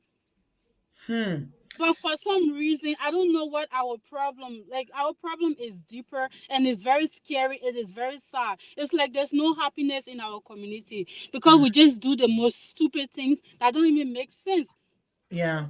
I think, Every I mean, time, like I was saying to Anastasia, a lot of Liberian men will be suffering from, and women, to be honest, not everyone, but the people that experience the war will be having some sort of PTSD and some undiagnosed things going on. Because now, if you're saying that it's women that are doing this, they are setting their fellow women up for their husband to be slept with. They didn't force the man. Can he not say of no? course, or of course, the men can say no, but then those same men are looking at you. Like I'll give example of myself, right? Hmm. When I work at RBC because I work at the bank then. And all these African men that will come, I'm the only black girl that work at the bank. They all asking me out, and basically, I can see, I tell that you are a family guy and you just Yeah. want to be useless. And they'll basically try to ask you out. They be telling you how beautiful you are. I was like, I already know I'm beautiful. You don't need to tell me. And besides, I don't need you. Hmm. I don't need your situation. You understand? I Yeah. remember this Liberian guy, he's well to do. He's a realtor. He's looking good. But I'm not looking good, always have problem going along with it. You understand? Is he married? Are you saying married people keep He's chasing you? married. This guy is married and he wants to come talk down his wife. The moment he start talking down his wife, I was like, you know what? That's just the end. Go and solve the problem you have with your wife. I can see that you're the problem. You think you now come tell me, toast me, I'm beautiful, I'm smart, and your wife is like this, and then I'll fall for that? Never, never. And guess what? This guy ended up marrying, left his wife and married to another Liberian sister. The wife that the two of them struggle in this Canada, he ended up leaving her and married to another Liberian sister. And guess what? It's not going well. Hmm. Wow. This is deep. Really, It really is deep. deep. It is And, deep. and one thing I always say, I say, if a man is with another woman and he come and asks you out and start talking that woman down, know that Yeah. he's the problem. Don't ever Yes. go with him. Yes. Absolutely. That's a red flag. Any man that wants to date you, he say, "Oh, I'm only married her because of pressure. I married her because she's pregnant." He starts cussing out his current wife. Then Yeah, it's a red and flag. Mm, that's just a red flag for me. I'll just tell you, you know what? That's mm, the door. You came to do mm. banking, just leave Yeah. it. I'm not here to talk a relationship. I'm here Yeah. to work Get to and go work. home. Yeah. I like that. I like that. Delicious. Are you single or you're married? Oh, I am married. You are married. They Yes, still I come am. and chase you on top of your marriage. Of Marriage. course, of course, These men have no of boundaries. course. Oh. We They still want you to come, leave your but husband for them. yeah, but they're coming to the wrong person because I don't do that. Wow. I don't So, do that. That's just a waste of time. mm, I don't wow. do that. They'll come, they'll be pressing. Oh, look at you, you look so good with 4 kids. Yes, thank you. I know I look good. You don't need to tell me that I look good. Like those kind of things does not get my brain to rise. It does not make me feel special. I already know I am special. I don't need you to tell me. So, what do you think is the solution or the way forward regarding this sort of behavior within the Liberia community? Well, for me, I think the way forward is for my Liberian sister to know that they are special. They don't Mm-hmm. need to be in all this entanglement Yeah. to prove a point. Yeah. You don't need a guy to tell you you're beautiful and then you fall for that and you hurt your Liberian sister. If this means their brain is not set properly, you need to help them reset it by saying no to them. Hmm. But Absolutely. the problem with most of my Liberian sisters, they believe that if a guy tell them they're beautiful, that means they're better than the woman that guy is with. You are Now, never better than that woman. that's because they don't already know that they are beautiful. It's a question of self-esteem. If you know who you are and somebody is telling you something like that, it doesn't move you. It's not a big Absolutely. deal. It doesn't move me one bit. Self-esteem issues. A lot of women have self-esteem issues. So when a man tells you you're beautiful, you shaking like a lao shaky shaky. Eh? My Yeah, goodness. like most of my friends are distant myself because of their husband. The moment they start giving me one look like that, please, Even though I won't even visit. your friend's I won't husband even tried visit that as again, much. even though they know Yes, you are married, they will still be trying it with even you. yes. And the moment they start that, I just distance myself because I don't even want to tell you that oh your man is saying this. You might think otherwise. Like the friendship we have will be a distance. I'm busy. If I can help you, I help you from far. Hmm. Because these men they don't give up. Hmm. They don't give up because they just want to try everything. They want to sleep with this woman, they want to sleep with that one. And if we women start giving ourselves to them, that's what they enjoy doing. Hmm. Like you're not happy for another woman, a guy treating you that way. You're not his mean girlfriend. You're not his wife. He wants to have his wife and have you on his side. That's absolutely wrong. Absolutely. Thank you so much, Delicious. Thank you for telling us a little bit about, what is happening in your community in Canada regarding I say Sierra Leoneans, Liberian couples and, and the way people are carrying on. It's so messy. It's so it's like No, an entanglement all around. no, the messiness is just on another level that even like you'll be shivering that. How can you be so messy? You are messing your own happiness up. Wow. And the men don't even think about the consequences that if they No, cheat, that their wife might leave them. no, they don't care because they think that that wife won't even leave them to They won't begin with. leave. Yeah. She Like won't leave. me, I will leave it in a heartbeat. I don't even care. Oh, delicious. I love that. You say I will leave you in a heartbeat. I'm not going to think twice. If I'm No, not I'm not going cheating, to think twice. mhm, yeah, My happiness is so important to me. I'm not going yeah, to mess it up. yeah. So the story that we shared tonight, unfortunately, about, Janet, she was messing around with somebody else's husband. And this is what led to it. It's Look at so the Mango sad. Like, Park. He's married. And yeah, the family didn't know. It was so secret that the brothers are saying they didn't know. But they know the man. They didn't know that he was messing around with their sister. Wow. hmm he Now was we have a coming to little the bit more house, context. Yeah, he visiting, was coming to the eating house. with They were us. eating together. No wonder the Bible says that if he was a stranger, there's a psalm that said that if he was a stranger, I will even know that he's a stranger, somebody that hates me from afar, but it is you, my brother, my sister. I eat with Yeah, you, we sleep together, we dine together, but you are after my life. yeah. Wow. He was trying to prove to his married wife that he's faithful. He's not messing around, trying to take another person's life, thinking this is Liberia. It will just go Scot scot free. free. Scot free. How are relationships in Liberia? If they can do this in the diaspora, then what? I mean, No, what's that's happening back common. home? That's common. There's married men that having more than 10, 15 girlfriend. The wife is aware, and that's just normal.15, They have normalized that kind 10. of life, Why do and they it's have the disgusting. energy for 10, 15? Oh my God. Do they have the money, or what would the women say in them? 10, 15 It's girlfriends the is a women lot. that are spending money on them. The women are Oh, I spending money on see. them. Is the women spending the money on them? I Yes. see. Because some of them are working so hard. Most of the Liberian women here, they're nurses, they're making money. It's like a competition. Who's going to give more money to this guy? Who's going to buy them the expensive clothes? They're buying clothes for them. They're doing a whole lot of stupidness for them. Hmm. And they I think see that what they're you being mean. smart. And they'll even go on calling themselves independent women. I'm an independent woman. Like, do you know the meaning of independent woman? Some of them, they just use the word. They don't even know the meaning of it. No, they don't. Obviously, they don't. They need a reorientation about the word independence. No, they don't. Absolutely, they don't. Thank you so much, Delicious, for giving us another, you know, background about relationships in your community and where the issues are coming from. Appreciate you, Yeah. my darling. Have a good I, evening. I appreciate you so much. Thank you so much for this platform. Yeah, I hope our African sisters and brothers they will watch and learn and be better yeah, people. yeah. Thank you. Thank you, my darling. Continue to put your foot down. Demand Uh, equity. Don't allow my phone anybody to has take it been for down. granted. My phone has been down since.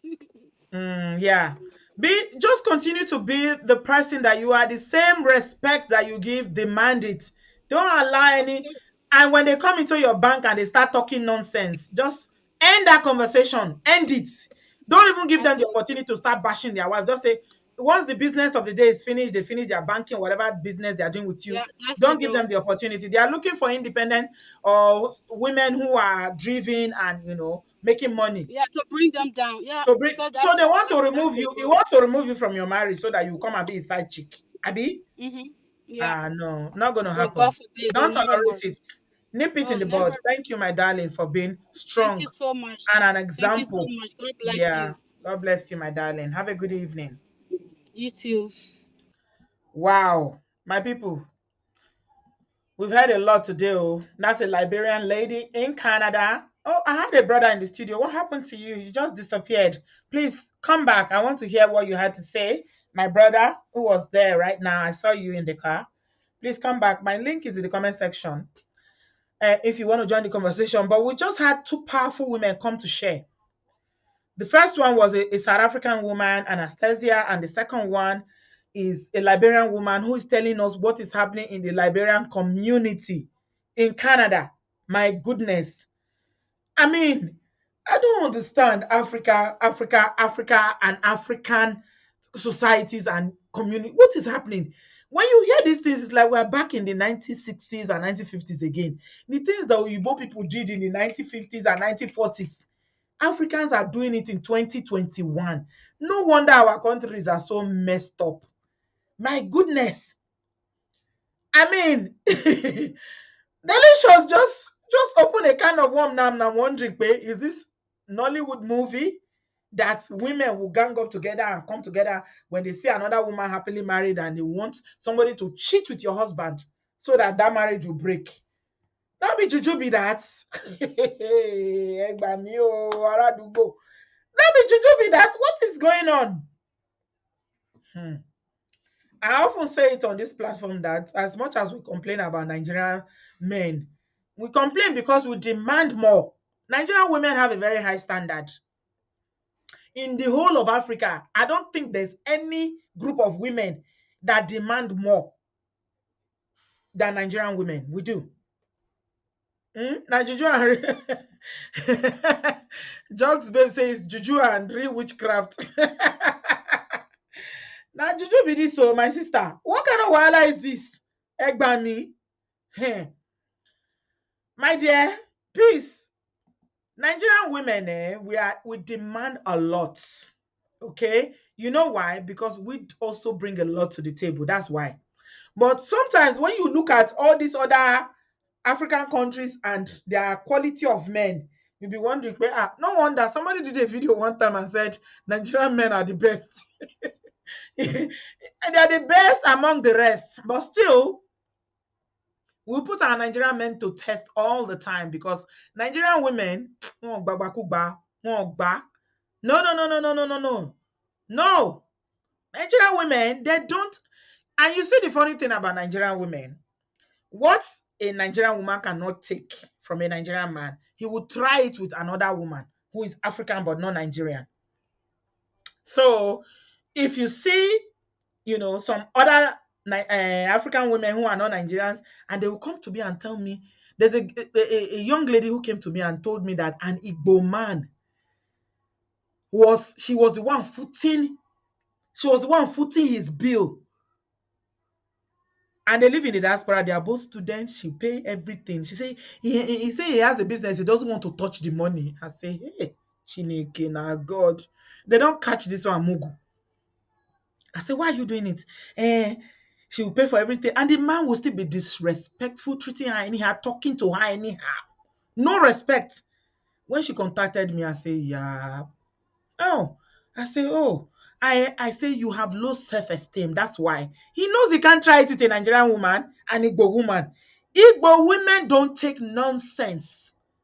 If you don't know, go and find out. Even the Igbo man that is trying this nonsense, no, he cannot try it with an Igbo sister. She will set him correct. She will set him straight. She won't take it. You are paying his bills. Why? He said it's a business. He doesn't want to touch the business money. I like it. I was like, oh my God. So you are the one paying all the bills. You pay for his phone, you pay for this. I'll buy this for him. I went and bought clothes for him. I want to buy shoes for him. I say, Igbo girl will not do that. It's because you are not a Nigerian. That's why you don't know. Don't do it. Stop doing it. So she's broken up with the guy. She was coming to me and say, Auntie B, did I make the right decision? Did I make Neka? You be proper Igbo girl. You dey craze? You dey ask whether you dey craze? Nigerian women, if you want to think of Nigerian women that have the highest standards when it comes to what a man will do for them, is Igbo girls. They don't play. They don't play. You either come correct or you get out. They don't try that. You don't try that nonsense. So, because you live in the US now, you are the one that is doing everything. Say, I'm the one doing everything. I'm the one doing this. I'm doing this. I'm doing this. And the man is misbehaving. I say, hi. Then I saw her picture. I say, oh, if only you knew how beautiful you are. This girl lived a very sheltered life. She's an only child. The parents pampered her. She has a good job. She's going to school, but she has a good job. And this man just catch Amugu. Just catch Amugu. I say, yes, you did the right thing. Keep running. Don't look back. He doesn't love you. He's just using you. I say, go to therapy. And I thank God she took my advice. The third day, she came back to me and said, Auntie B, I'm in therapy now. I am crying and thanking you for, telling me about my self-esteem issues. I've just started therapy and it's the best thing I ever did. I say, you are not ready for marriage because you feel like you are the one that needs to be the alpha and the omega of this marriage. Marriage is for two adults who come prepared for partnership. You give and take, you give, take. If one person is giving, and the other person is taking, then there's a problem. He admitted, oh, my dear. I mean, he admitted, he said he has business. He said he has business. He said his business, he doesn't touch the money. Nothing he didn't do to this girl. And she was crying. I said, yeah, belle. I said, don't stop crying. Stop crying. I said, stop crying. You did the right thing. Lock the door. Change your lock. Don't let him come back. First of all, why are you housing him? You're not married. Young people in university. You are housing him and you are paying his bills. Oh my God, in America, and you are doing all this for a Mongo Park that has no intention to marry you. He will not marry you. He's using you. She got herself into therapy, and I'm so glad that she recognized what I told her. So when Anastasia is telling us now about how South African women are importing men, they are doing everything for the man, and they are claiming to be independent. And Delicious is telling us how some of them are claiming to be Miss Independent. Ah, Igbo sisters, Igbo Kwenu, my people. Sarah said, Sahar said, I am an Igbo woman. My money is for me alone, not even a man. Even get €1 from me, I can only help my siblings. We don't encourage that here, Sahar. If you are married, you need to be responsible financially. But this is a typical Igbo girl for you. All right? So all of you Igbo men that you know that your Igbo sister will not take that nonsense, or other Nigerian ethnic background men that you know that your Nigerian women demand a lot. So if you are non-Nigerian, you are listening to me as a sister, I'm hugging you and loving you virtually from here. Just let me tell you, Nigerian women, hey, as you think that the sun is shining from their head and their ass, we Nigerian women will demand more. Because to whom much is given, much is expected. When you bring a lot to the table, you need to demand the same thing. Equity is simple. Lubaton, there's no long story about it. If you are giving more, you demand much. But you ladies don't demand anything. You don't. That's the problem. You see, but ladies, if I'm lying against them, they are here now and they are confessing themselves, babe. I won't take it. If you go to Nigeria, for you to even get a girl's number, you would have paid money. You work hard. Nigerian girls demand a lot. They don't. A lot of them don't settle. I mean, some of them, yeah, but a lot don't. No. No, they don't. So don't allow them to catch you mugu. It's because you don't know. Because you've been taught or you've been brainwashed because of the kind of men that you see in your community to think that you are the one that should be providing. You are not even married yet. You are providing for a man. Why should you do that? Why? I was asking the girl, I said, why are you paying the bills and he's living with you free of charge? He said he's struggling, his business, he doesn't want to touch the money. I said, oh my God. It's not your responsibility. It's not. If he cannot even fend for himself and you are the one doing everything, I say, keep it moving. Quick, shut that door and keep it moving. Run! Run, oh, my sisters, run.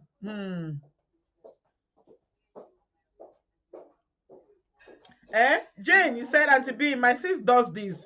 She pay all the bills. You've tried to you sending her links to you sending her the links of the video to listen so she can wake up, but all goes to deaf ears. Right now, she has had a breakdown and in hospital. Breakdown is is natural. When you carry the whole weight of the family, it is natural. Yeah. When we want to talk about women who demand a lot from relationships, Nigerian women and Igbo women are sitting on top of that WhatsApp group. Igbo women do not take that. They don't. Okay. Other women, they're still, trying to catch up. But I think there's something about the culture that makes Igbo women so assertive. They know who they are and they demand more. So your sister breaking down is natural because she's carrying the load of the family. Mm. They are not even married, though. Yes, my dear Agnes. So my people, yes, be like Igbo women. Demand whatever you are bringing into that relationship. Demand it. Mm? Demand it. Saha say, I'm single Auntie B from Imo State. Mbano, a man supposed to take care of me. Secondly, I can never marry myself with my money. That's an Igbo woman talking. Oh. If you didn't believe me, are you hearing it from Saha? Okay, oh. Lobaton, Saha. Saha is representing Igbo women. She's spoken her mind. If you think that I'm just, jesting here, Nigerian Igbo women don't play on their WhatsApp group. They when it comes to, especially when it comes to being accountable financially, and that is why you see that a lot of Igbo women and men work hard. Okay, we talk about it all the time here. Their men are very hardworking because they know that their women will not put up with, they don't even like it. Women being financially the one paying. No, no, no, no, no, no, no. Their pride is their wife. I'm not saying that they are perfect though, because we have a lot of them that are, very controlling. They see their wife as property and all that, because some of them, because of bride price and all those issues. But the point is accountability, okay? Equity. What you bring to the table, demanding the same thing from the other party that is in the marriage. Don't be the one that is importing Facebook husband where you pay bride price, you buy car. Our sister from South Africa said they even buy boxer shorts. They buy boxer shorts and socks. If a man cannot even buy boxer shorts and socks, he shouldn't even be marrying. He has no reason to marry. What is he doing with marriage when he cannot buy socks for himself? Socks is the most cheapest thing. You go to any food supermarket, there's socks there for $1, £1. My people, it is well low. We're running up now. Angie, did you come back, or is it a different? Yes, I'm back. I'm just listening. I'm laughing at everything that is going on. You know that this our African men now see finish the cause of this nonsense. So that's why they don't have respect for us. Because I'm hearing what our South African sisters are saying, and the Liberian one. We African women, we are selling ourselves too cheap to these African men. Too short. That's why they are, because these men, they will not do this nonsense to Igbo women. No, they don't. Even the poorest Igbo woman, they will still lift that woman's leg when they are in that relationship, because Igbo women don't take nonsense. So why are they treating us anyhow? The way that they're supposed to uphold us like queens. It's the way we sell ourselves to our brother. That is the way they treat us. It's not nice. So we women, we should really value ourselves, know our worth, and put a tax on it, so that our men will know that we are not in that relationship for play. You are not supposed to buy a man a boxer. That means if he cannot buy himself a boxer, he cannot. What is he doing in a relationship? Let him wear this. I buy my children boxers. I will buy my family members boxers. Not man. Okay, you can buy your husband because you are married. Yeah, you can buy your husband. And he's doing other things. How can the man enter a relationship? He cannot buy himself a boxer. And then when he wants to marry you, you will pay bride price on your own head. You buy socks. Like Tonto did with Shoshi. So South African women don't suffer. Oh my God. Now, see, finish because of this nonsense. I'm telling you. I mean, we really degraded ourselves in front of our brothers. No, we women, we should stop it. We should know our worth. We are queens. We should know our worth. When we keep ourselves high, our men too will look us high. Absolutely. Women should stop this nonsense. So they should stop buying things for men who are not ready. Because my relationship is give and take. You know, you scratch my back, I scratch your back. If you keep doing everything for a man, he will never take you serious. He will not see your worth. He will just say, this one, you know, he will never see your worth. So women, please stop it. Stop it. South Africa, Liberia, Nigeria, please let us know our worth from today. Amen. So that men will not take us for granted. That's why I'm calling. Yeah. Thank you, Angie. You always bring it correct, 100%. Appreciate you, my darling. Thank you for coming back to drop that nugget. His wisdom nugget he just dropped. So yeah, we are rounding up now. I said 2 hours. We've got Amaya Skana. You're looking lovely, my darling. Can you unmute yourself? Hey, Hello, baby. Hey. I'm fine. No, I'm doing a grocery run today. Really? You know? I see you in the car. You're looking oh good. my God! Thank you. I'm doing All grocery. natural and popping. You're popping. I will go do now. Not so now, eh? Not so. We thank God. We dey talk about Nigeria, na another level. When you Na hear be South this one. Africa and Liberia, you weak. I shock. I make me talk again. I'm speechless. I say, wow, wow, We dey complain about wow. Nigerian men. See We dey men. complain. Oh, this one's not men. This one's not be men, no. Jesus. I say, well, I don't fit talk.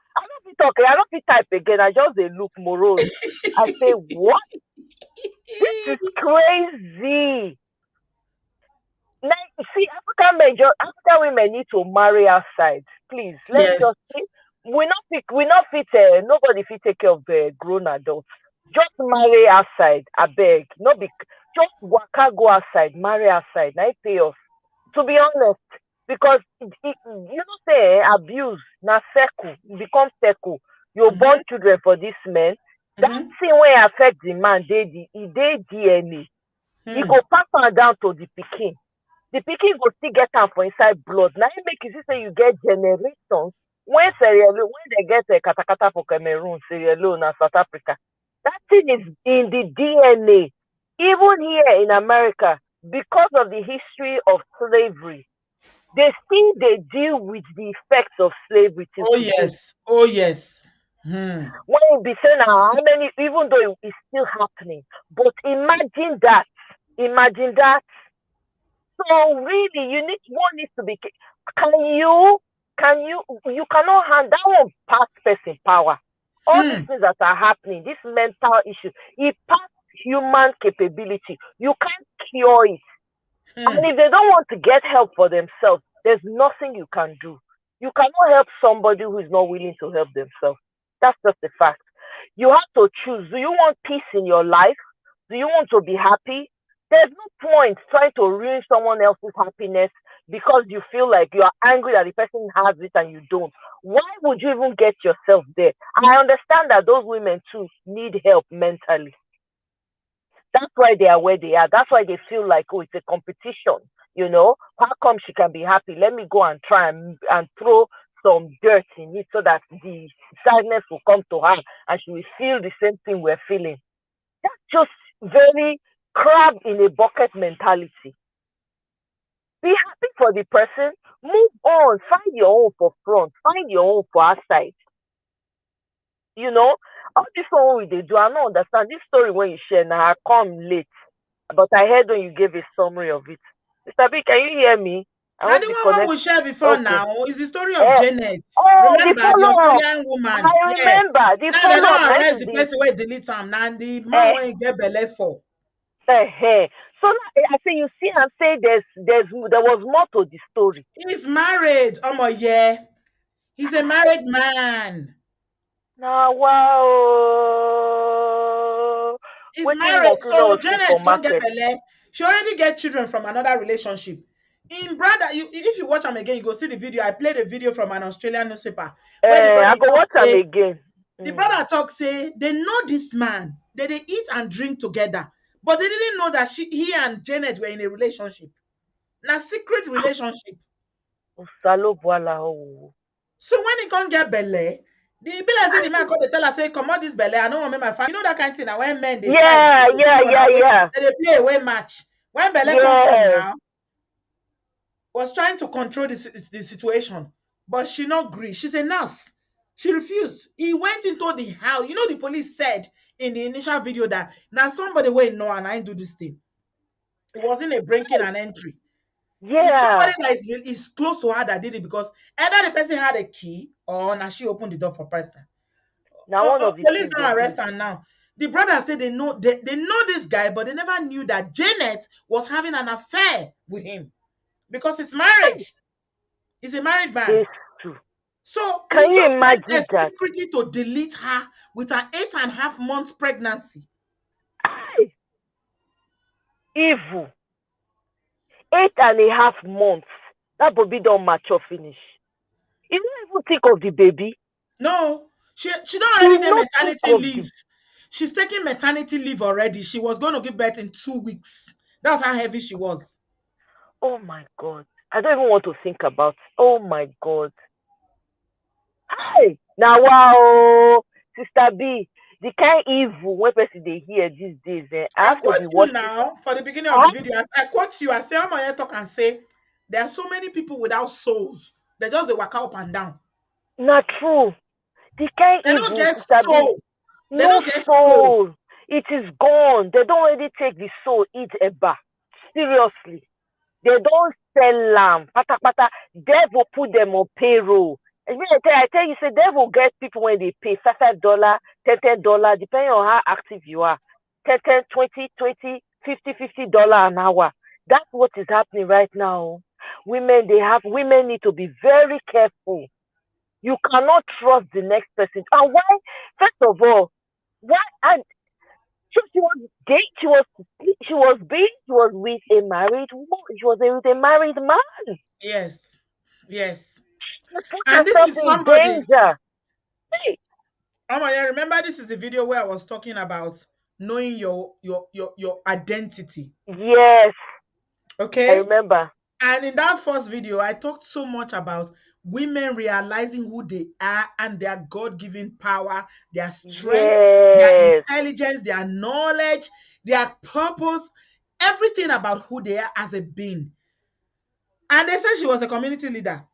Okay? This Janet, what you see, so she was a nurse, she was a hairdresser, she was a mom of 3 beautiful children.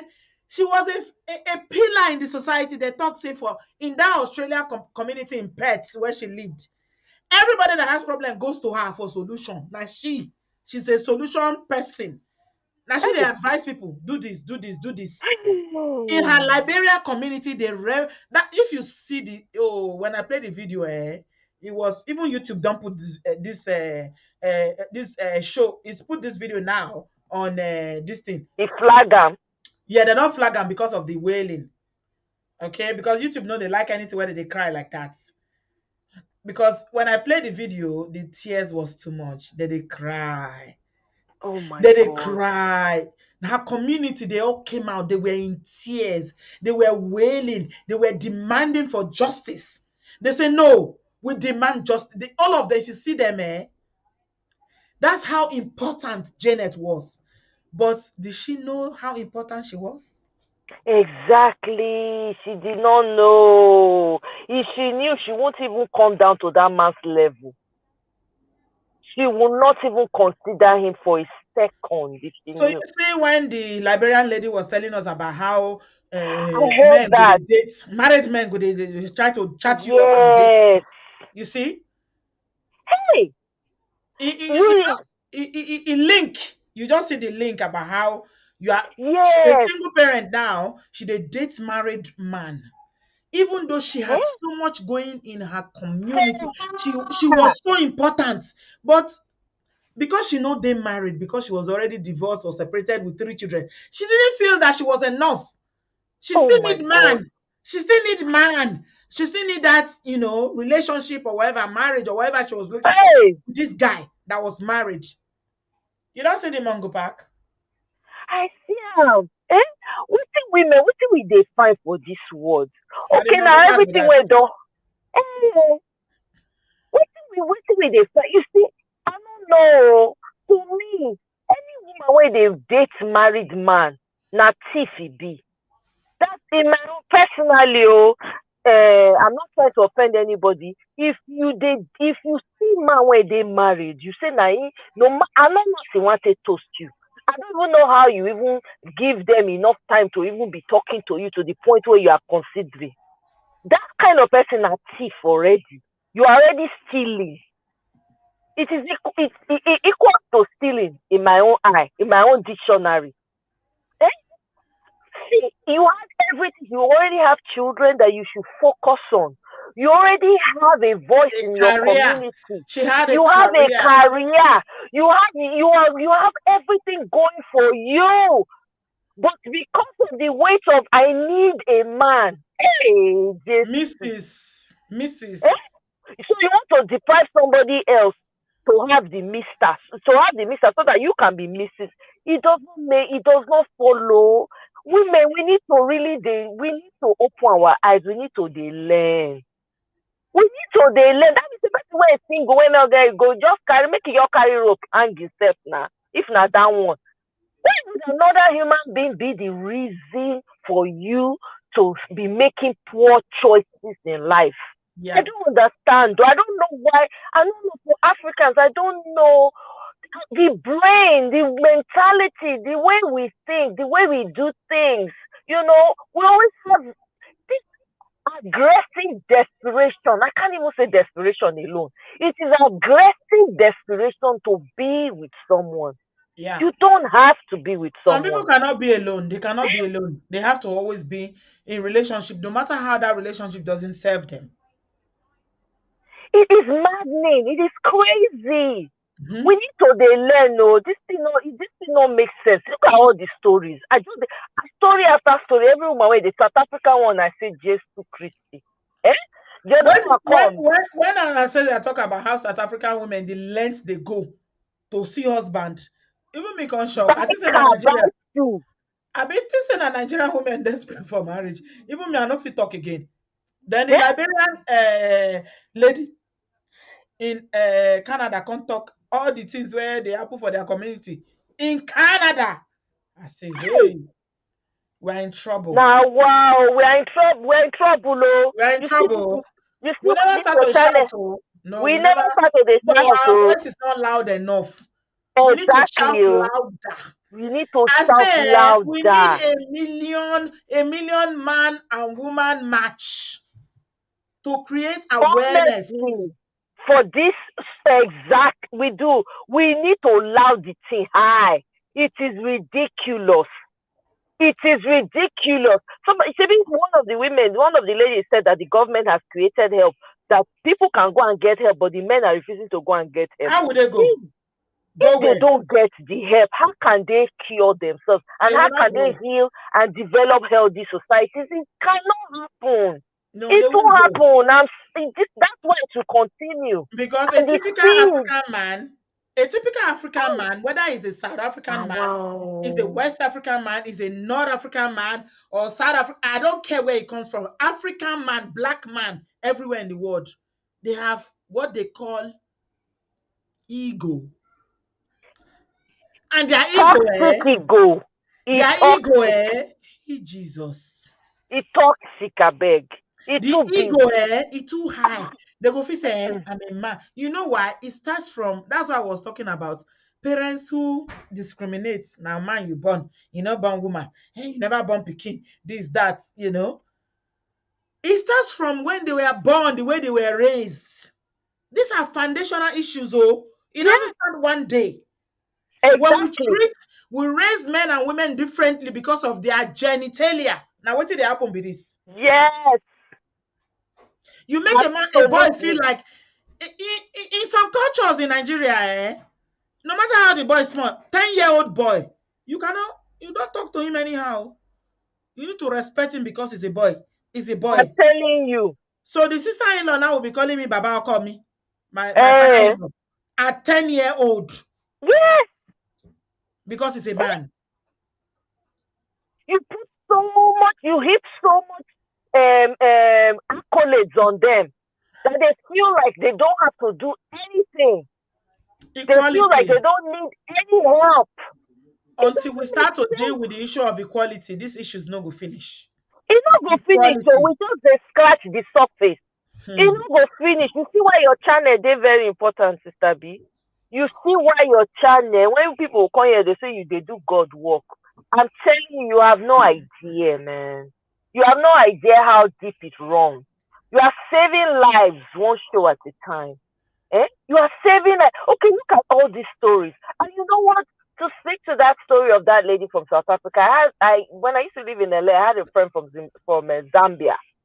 I used to have a friend from different parts of Africa and some, from different parts of Africa. They used to always want to go to, they always used to bother me. Is there any Nigerian party going on? Because they were all looking for Nigerian men. I did not know at the time. You didn't know why? I did not know why. And the high pass for the yeah. That's when I knew. Ladder. They're higher in the ladder. But we still demand more from Nigerian men. We still demand more. You understand what I'm saying? Yeah, we demand more from them. They were all trying to be my friend. I didn't understand why. Come on, let me tell you something. Sorry to interrupt. No worries though. Somebody come on this platform, on this YouTube, come do video one time. Say Nigerian men are the best. Say that they pay. If you go with them on a date, they pay. They go put you for cab. They go send Uber to go pick you. Oh I couldn't wonder. Say And it's an expectation for us. That could not be anything, a normal thing. No. To me, this is just, now they toast me now. You gotta bring it on. Well, what's the big deal? But it's now that I'm beginning to understand where that person is coming from. It's coming from exactly. Because they know they get them where they come She's from. never had that kind of treatment before. Yes. So because somebody pay Uber for you to pick you because you are going on a date, or because after a day they call Uber to send you home, you now glorify it as a big deal. Yeah, it is because they don't get it. Yeah, they don't get it where they're coming from. This thing for us is normal. For you and I, it is what is normal. In fact, it's expected. If you don't do it, you'll be like, it's weird because we're used to it. That's the kind of culture we came from. For them, I think there were I had a lot of people that wanted to be my friend because I did not know. So when I would go, maybe I'll have there's a Nigerian activity going on. I would just send them a message or flyer of it or something. All of them go rush, go me know they go. They all ended up with Nigerian boyfriends. All of them. Yeah. And they were ready to die there. You see what I see now, knowing what I know now on this platform. So the non-Nigerian women on this platform are sisters from fellow African countries. The expectation of men is lower than Nigerian women. Yes. Okay. Nigerian and the Nigerian men are capitalizing on it. They are capitalizing on that to exploit them. Yes. So I'm saying no to that. If you are a non-Nigerian woman and you are watching this platform, you are here. We love you. We are hugging you. You are our sisters. We are standing together with you in unity and in love of sisterhood. Don't put up with any bullshit from any Nigerian man or any man for that matter because he's paying Uber for you. What the hell is Uber? We want you to have your own car so that you can drive to that date. And if it's Chinese nonsense, you can get in your car and drive off. No, but you know what though? Because Nigerian men, they are very good at they're very good at romancing women. No, yes, they will take you to the they will take you to beyond the sky. You'll be floating in the air. You will forget. Yes. So when they drop such women, the hit they had. Because they're taking you to the moon. Nigerian men don't have a problem buy material things for you. They will take you shopping. It's a normal thing for them. A Nigerian man will give you material things. It doesn't mean anything to you because that's how the culture is, right? So when they see that, that's what they hold on to. I had a friend that she was in a toxic relationship with a Nigerian man. She was ready to die here. She was not a Nigerian, but she was ready. I kept telling her, listen, it's not normal. This guy is just bullshitting you. Don't see for where until her eye clear by herself. She used to buy clothes for this guy. I was shocked. I said, clothes? Are you kidding me? You buy clothes, you buy shoes and designer stuff. I'm like, whoa. Yeah. Yeah. So it's something that, and she told me, she said it's not a big deal for her from where she's coming from. She was from Zambia. It's very wasn't a strange to big deal. Nigerian women to be buying Very clothes and buying strange to me. boxers. Look, even the women in the diaspora try. If you go to Nigeria, you see what I'm talking about. Nigerian women, hey, in the Nigerian women in diaspora still they try small to try to contribute because this is the culture and they give gifts. Nigerian women in Nigeria, shingbai, they will not give you. Shingbai, now you go spend all your money. Now Shingbai, you they go will do not. everything. Before Nothing. you even take them on a date, they will give you a bill. They will not tell you they have to pay Fine. their rent. They will tell you that their father is sick. They will create an imaginary birthday. Yes. That's why some of them have birthday 4-5 times a year, so that you can drop money. If you don't drop it, they're not going on a date with you. You'll be buying them calling cards. Now you will see their data. Recharge card. 10,000, 20,000. Some will even create accounts for them so that they get free. Somebody is asking an interesting question. Oh, Miriam says, I'm confused. What is wrong with buying your man something? If it's your man. You want to if answer? It's your man. What Absolutely. does man mean? I beg, let's define the word man. What is your man? Is he your husband, your boyfriend, or your intended? What does man your mean? intended, first of all. Please define it. Your man. What is your man? What man?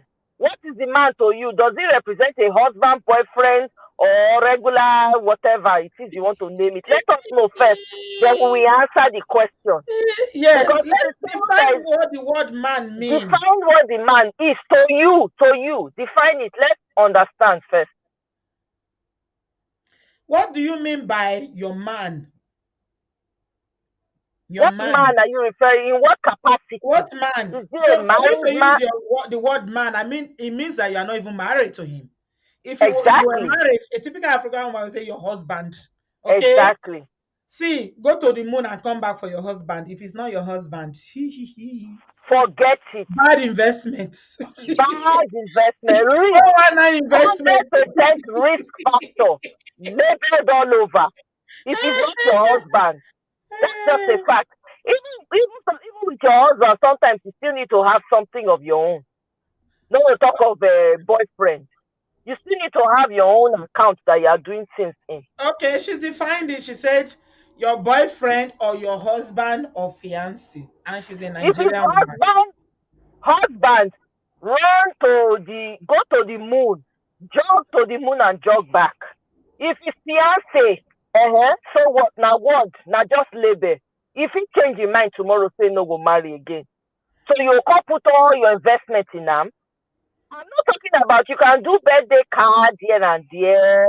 You can do little things here and there, but you can't be fully invested in a fiancé. We never go boyfriend side. I'm doing a for Miriam because Miriam, are you Yoruba? Please, I need an answer. You are very active on the comment section. Tell me, are you a Yoruba woman? Because the Igbo woman here, Uneka, and I love Uneka. Uneka, I know the play. Say, Miriam, keep buying. You go tire. Exactly, they go use you build castle for Obodo. They go use you build. My girlfriend went he buy house with boyfriend. He buy house, put boyfriend, put in name. Guess what? When the thief scatter, because they put he put in name and her name for the house when they buy together, right? Whether they put renters, tenants in it, and the tenants were not paying, did not know. They were very irresponsible with it. Guess what? When they sell the property, they share the money half. The girl collect, the man collect you, even though the man did not contribute a dime to the down payment or investment of that property. Okay? So you have to be careful. What are you, if you're married, you can spend all your money on your husband if that's what you want, because they say two shall become. You people are married, you people have decided you want to run this life together. But if it's your boyfriend or even your fiance, I'm sorry. No, Mary, you have to buy house. So Shebi, you are the good Samaritan now that like to buy. Why are you laughing? I'm not talking about buying house or expensive things. No, you must buy house. You have to buy house. Shebi, you are the lover girl. You are a lover, Mrs. Lover. You never see love before, Mary, and now you the love fast. So you need to love. You can't stop now. Okay? You need to love. Love is sharing. I beg, share house. You need to share. Even if now only you put the mortgage money, even if now only you buy the house, even if now only you buy the house outright, you feel share am with your boyfriend and your intended. No, because this thing is serious. So people have spent people don't use their retirement amount stay fund boyfriend. See, They don't use all kinds of things stay fund boyfriend. Make If I it's tell you not your something. husband, Yeah, experience is the best teacher. Experience that's is true, the best teacher. People like that's true, all these people like Marian, where they fight so to buy. It's okay. Experience is the best teacher. Experience go That's teach true, you. That's Because true. the man that loves you, they don't even care. If you never marry, a lot of Nigerian men don't even expect. Okay, maybe on They their don't birthday, expect it. they don't Yeah, expect it. On their they don't birthdays, expect yes. it. You can take them out, give them something nice. I'm not saying, Yeah. please don't get me wrong. I'm not saying don't be selfish. Oh. If you are dating somebody, you are in a committed relationship on their birthdays or special occasion. But when you become the one that is solely responsible financially for the relationship, you pay rent, you are living together, you pay all the bills, you are giving him money, you are buying clothes, you are buying boxer shorts. He say, I bought him a phone. I say, yeah. You bought him a phone? He say, yes. iPhone. iPhone. Na- iPhone 14. Oluwa o. Oluwa o. Hey. My people. Yes, So Neka. Tammy they talk. Tammy say you all are making contradictory statements. I don't understand. Now who they make contradictory statements? I don't know who is making. I think he's talking about Marian that is saying that she will buy this, but she will not buy that. You know, and Okay. Inaka is saying you must buy him a mansion. No, yes, you must. Lover girl, lover, Mrs. Lover. Experience is the best teacher. Everybody will not know, may they go learn. If you don't want to learn from other people, you want to experience your own, please enjoy. Experience is a bitter teacher. You go learn. You will come You back go here and be learn, crying. no. And you go tell us, say, Exactly. you told me, Auntie B, I didn't listen. Exactly. Oh. Amaya says, I had a boyfriend when I was 24 who wanted to buy a house, together with him. I politely said no and went ahead to buy my own place. By God's grace, we broke up. You see her? That's a sad girl. That's She said a we sad broke girl up. right there. Yes, Amaya, you are a little girl. Now sad girl. I mean you're correct, babe. Yes, that's what you do. You do your own thing. Let him go and buy his own house on his own money. You can buy a I car. don't understand. What is the basis of your relationship when you are buying a house as a boyfriend and girlfriend, Tori or long? Do it, If he's not responsible yeah. enough to even put a ring on it, why would you buy a house with him? Why? People they do sister. People they do regular. Hey, I'm telling you. I know how many I don't hear for you. Don't see. When the whole thing took her, now the guy put all the money down, I single-handedly buy, and just because say the name they did. Of course. I don't know why person go open I put another person name for deed. When we say now your money, now your sweat. My mom may marry her. If he say if they buy house together, go marry him. If he said he go take the house away from you, go marry another woman, stay for that house. You go away. Of course. You go empty-handed. Now so, but I mean, but women, now we be our own worst enemy. No, we will get we must get sense one day. Because yeah. the truth is all this conversation when we they get, what we need to take out of them, with the solution now everything has done the ground at least now. There's nothing we can do. Everybody has come to table their story. Even with this case that you shared now, all it boils down to is, please, women, know who you are. Go back to Sister B's video on identity and watch it over and over again.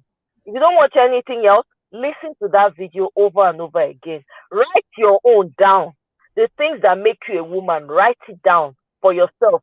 Identify yourself by yourself on paper and speak those things continuously.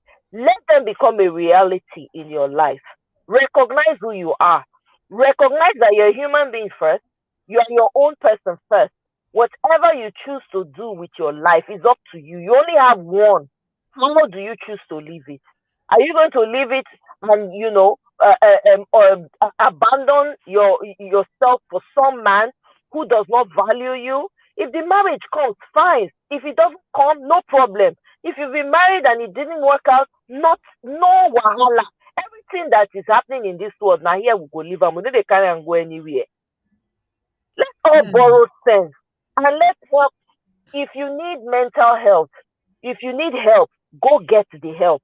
If you have somebody that you can talk to that has the time to listen to you and hear you out, if that's the person you want, that the person has made themselves available for you to share your burdens with, please make use of every opportunity you have.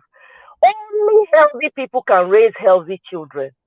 The way Africa is right now, it's very clear that we are not raising healthy children. That is why it is where it is right now, because the society has raised very unhealthy children because of certain things that have been imbibed in the DNA that's been passed on from How come the generation before somewhere was better than now? It doesn't make sense. It does not make sense. So there's something that is desperately wrong. We need to go back to the drawing board. Men need to get involved in this conversation and their voices need to be loud as well. We all need to be involved in this transformation. If only the women are transforming and the men are not doing their part, well, we're in a long thing, we will not go very far. So as the women are taking care of themselves and taking care of their mental state and everything, the same way, the men should also take it upon themselves to take care of their mental health, because this thing stays in your DNA and it passes down. You don't know how many generations it's going to take for it to dissipate and leave. You don't know. The DNA is very powerful. So please, let's share this video to whoever needs to hear it.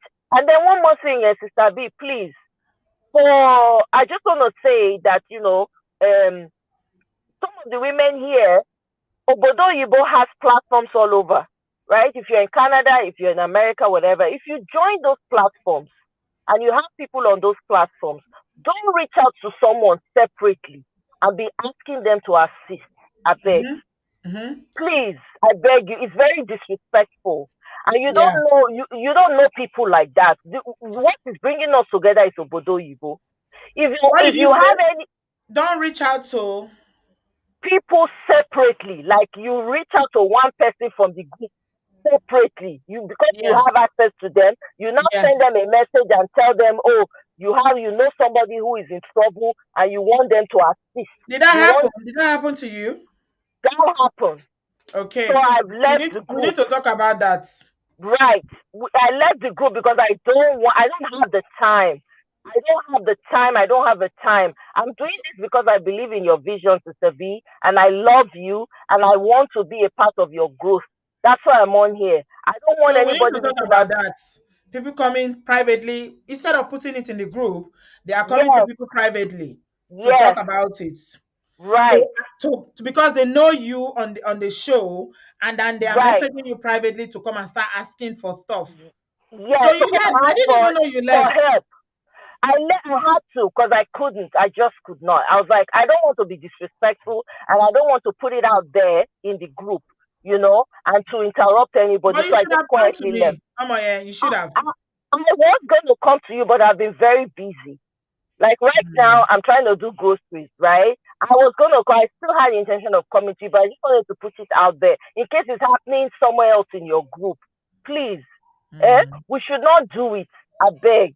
I will give you the details after separately, but you're reaching out for a friend that you know.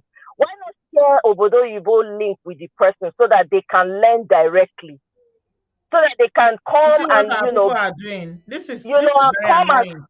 and be This a is very, support very group. annoying. Honestly, You it is understand? annoying because It our people is. are so stuck in this hush, hush, hush culture Yes, of not exactly. speaking out. Even in a private group, you can still say something where nobody knows you, but you choose to Exactly. go and be messaging people privately. Yes. The reason why, because it just occurred to me. I just remember. That's why I'm bringing it up, because I may forget. I have other things. I'm I don't even studying. monitor. I'm doing. I can't be on the groups and see what's happening on all the groups. You have so many groups, so I cannot see what's eh, happening. I'm even eh, surprised that I didn't know that yeah. you left, but I wish you had Right. told me. Yeah. And I'm sorry. I apologize for that. But the truth is, I did not have the time. My week has been very, very busy. It's been hectic. You Yeah. know. So now I When didn't even did this want. happen? Was it recent? Yeah, it happened 2 days ago or so. So what happened was that this person reached out to me separately about a friend, right, that was having an issue. So I said to the person, just put the person, let the platform, put it on the platform, Bodo Yibo platform, or reach out to Bodo Yibo TV and let this person be connected, right? And it turned out that it seemed like she was trying to do it on her own, but she was looking for somebody to assist. I'm like, hello, that's why there's Obodoyibo Connect. Hello, this is why they have a WhatsApp group. And it seemed like at the end the person was offended because I was not trying to. I mean, I So trying can't. to drag you I into don't, it. I run away from Mm. Nigerian groups. I'm not a part of any Nigerian group. So, it was very. I just couldn't handle it, so I just left. I could have called you, yes, but I was very busy, and I had so much on my plate. I didn't even have. I just remembered now, and I figured it might be happening in your other platforms and people are not talking about it because they don't want to disturb you. But I just thought I'd just let Okay. everyone All know. right. Don't Thank you, do that. Omoye. It's distasteful. Yeah, I and beg. Please. we're gonna put we're gonna put a disclaimer in all the groups. If you have a problem, please do not contact any individual in those groups. Put it on the Right. platform or come to me. If you don't and you contact anybody, we will remove you from the group. Me, I know that me Exactly. Bagaku Bao. I remove people from Uh-huh. the UK group. They know me. When I say If don't you post have, prayer, don't post things, people post it, I remove them. I just if remove you, them because we have rules in the group. But Nigerians, exactly. people like to, even though there are rules, they still like to post nonsense. They want to share videos. Exactly. I said, don't share anything. It has to be about domestic violence and survivors and, information that will help connecting one another, Exactly. information that will help the people in the group. But people will still like to Exa- cry themselves. I'll remove you from the group. No long thing. I exactly. don't fit talk. If I you, can't shout. even if it is not you and it is your friend and the person is not linked to Obodo Yibo, tell the person they have to be linked. Otherwise, you can't help them. If people don't be reaching out to individuals, reach out to Obodo Yibo directly and talk to them. All You right. know, Thank you, Mama. Yeah, we have so to end I just, now. yeah, so I'm Mm. not sorry, Bodo, sorry, Sister B, that, I should have reached out to you, but I just remembered again now. I have so many things in my head that I'm juggling at the same time. So the moment I should have come to you, I wasn't even thinking in that direction. I just It's took all right. myself out. It's And fine. yeah, so apologies for that. But Okay. yeah, just as a last word, I love you and I Yeah, appreciate what you do, it's okay. and I'm always the support. I'm here anytime. But of course, I'm always going to be a part of your show, no matter Thank what. you. Thank you, my darling. Yeah, All right. I love you, Amo. I do. The I love is know the reciprocal. love is not here. It's It's real. The love is it's real. divine. It's connected from Just be above. packing your bag. I hope you are packing your bag to come to London June next Mm. year. I hope you are We packing go your talk. We go talk. Nah, not put our house like that. We'll talk on the other Just side, pack on your in the bag, other oh. room. Thank you, In my the darling. other room. All All right right. then. Bye, sweetie. Bye. Bye. Enjoy your grocery shopping. Yeah, okay. So we don't talk 2.5 hours done. And we said all we can say.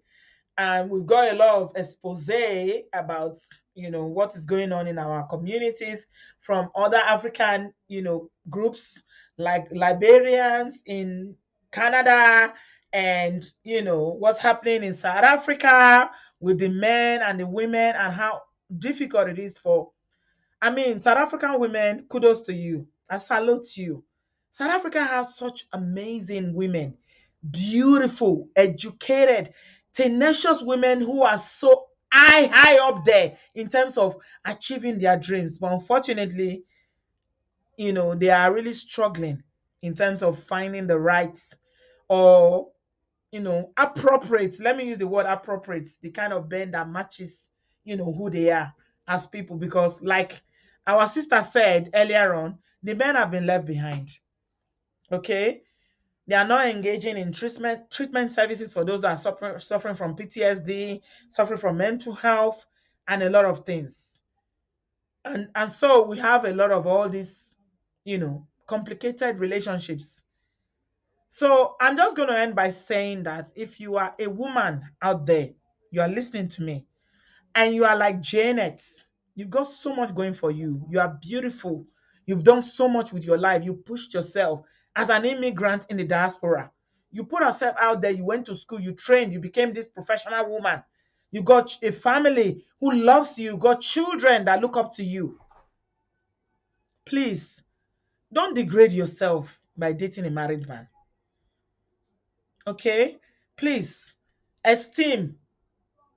Yes, we have a problem of esteem, self-esteem. I'm planning to do the video. I will do it next week by the grace of God.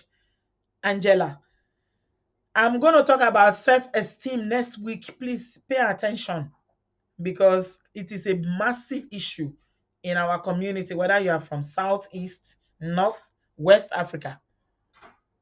And the culture, the religion, and everything that we've been brainwashed with, to know that as a woman, you are not enough except you have that title, Mrs.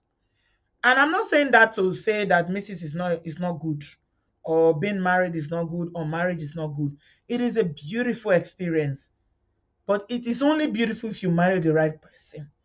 You are with the right person, and the marriage is serving both of you. We had a sister here who is, a doctor, who came here and told us that a good marriage is a marriage that is mutually beneficial to two adults. It's beneficial. So look at your marriage. Is it beneficial to you? How does it serve you? Does it serve you? Are you happy? Okay. Is it meeting your need? Is it doing something to you? That is this what you always, I mean, no marriage is perfect. Don't get me wrong. I'm not saying that your marriage is all going to be hunky dory, that you're going to have this Disneyland marriage. We'll have our issues. And I'm not saying this to say that my own marriage is perfect. No, it is very far from it. Okay? We all have our issues, but when it comes to abuse, please, let's draw the line. Because the reason why we keep sharing these stories over and over and over again is because somebody thinks that your life is not worth living. And because they cannot control themselves, they cannot manage their emotions, they cannot manage their temper and their temperament, the only thing they can do is to delete you, to cut your life short. And they leave you. And they do things to you like Janet's partner did, a married man. Now she's got 3 children who are asking, where's mommy? Where's my mom? When is mommy coming back? When am I going to see my mom? Because they don't understand. They don't. Children at a certain age don't understand the concept of death. They don't. And they don't know that death is final. Women, please, I'm begging you, because of the life of Janet, don't put yourself in a relationship. Don't put yourself in a position that will make your children to ask tomorrow, when is mommy coming back? When is mommy going to be home again? And the uncles aunties and extended families in their life having to do that difficult conversation to explain to them that mommy is never going to be home again. Mommy is with God. Mommy is in heaven. Think about the trauma. Think about the life that your children will have without you. You are very vital. You are a rock in your children's life. Without you, your children are lost. Without you, life doesn't make any meaning to them.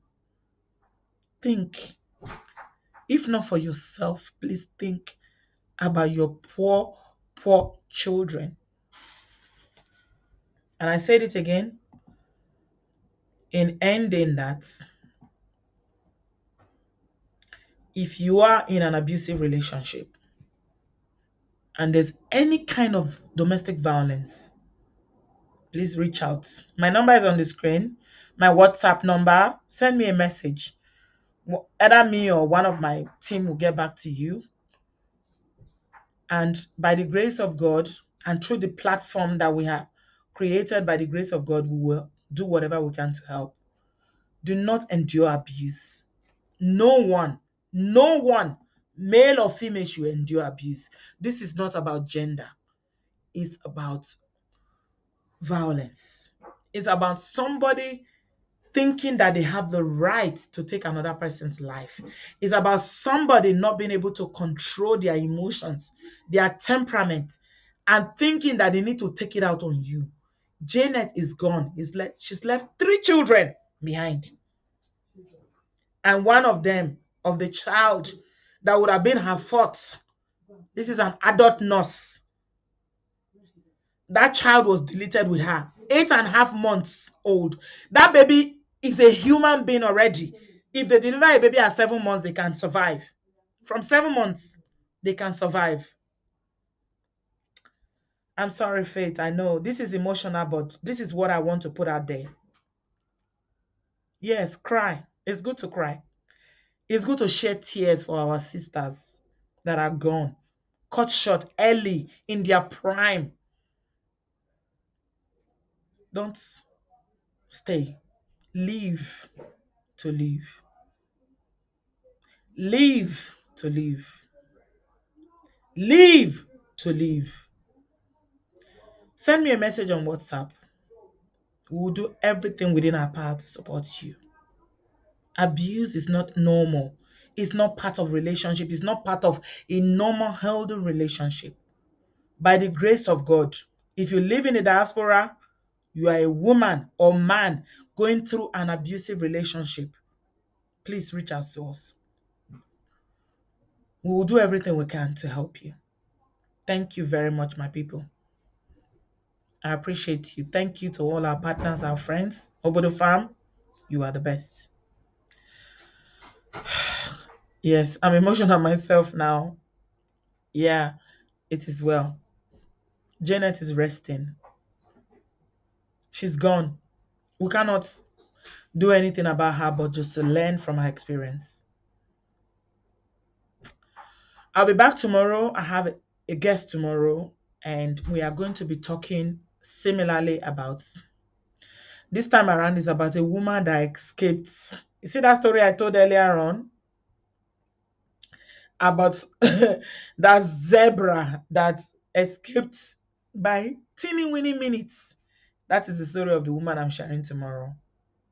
Be here. Make it a date with me tomorrow, 7 p.m. Thank you very much to everybody that have called in and contributed. Thank you to all the people that support us all the time. I can't do it by myself. I love you guys. I appreciate you. I celebrate you. I honor you. Heaven will celebrate you. Thank you so much. Thank you, everyone. I'll see you tomorrow at 7 p.m. UK time. So that's 1 p.m. somewhere in America, 2 p.m. somewhere in the world, 7 p.m. just 7 p.m. You know the time we do the show. It never changes, 7 p.m. except very rarely. Thank you so much, my people. Whether you are from South Africa, you are from Liberia, you are from Ghana, you are from Kenya, I love you all. We are one. Okay? Africans, we are one. Afro-Caribbean, Afro, wherever, Africa, America, black people, we are one. Oyibo people are the ones that separated us with borders. Slavery, name it. We are all one. And I love you guys. Thank you so much. To all our brothers that are supporting us, especially that brother that called in earlier, that stood in the gap. Thank you so much. We can't do this alone. No, we need our brothers. We need our men, our fathers to stand in solidarity with us, in unity with us to speak up against gender-based violence. Thank you, everyone. We will not rest. We will continue to speak. We will not be tired. No, we will not be tired. Heaven will sustain us and will continue to speak for every woman that runs away from domestic violence and they flee with their life intact. God is saying hallelujah and will continue. Thank you, my people. I'll see you tomorrow. Have a good evening or good afternoon, morning, wherever you are. And I'll see you tomorrow. Thank you very much. Have a good evening. I love you guys. And I'll see you tomorrow. Please don't forget to give this video a thumbs up. And we'll speak tomorrow. Bye, guys. Love you.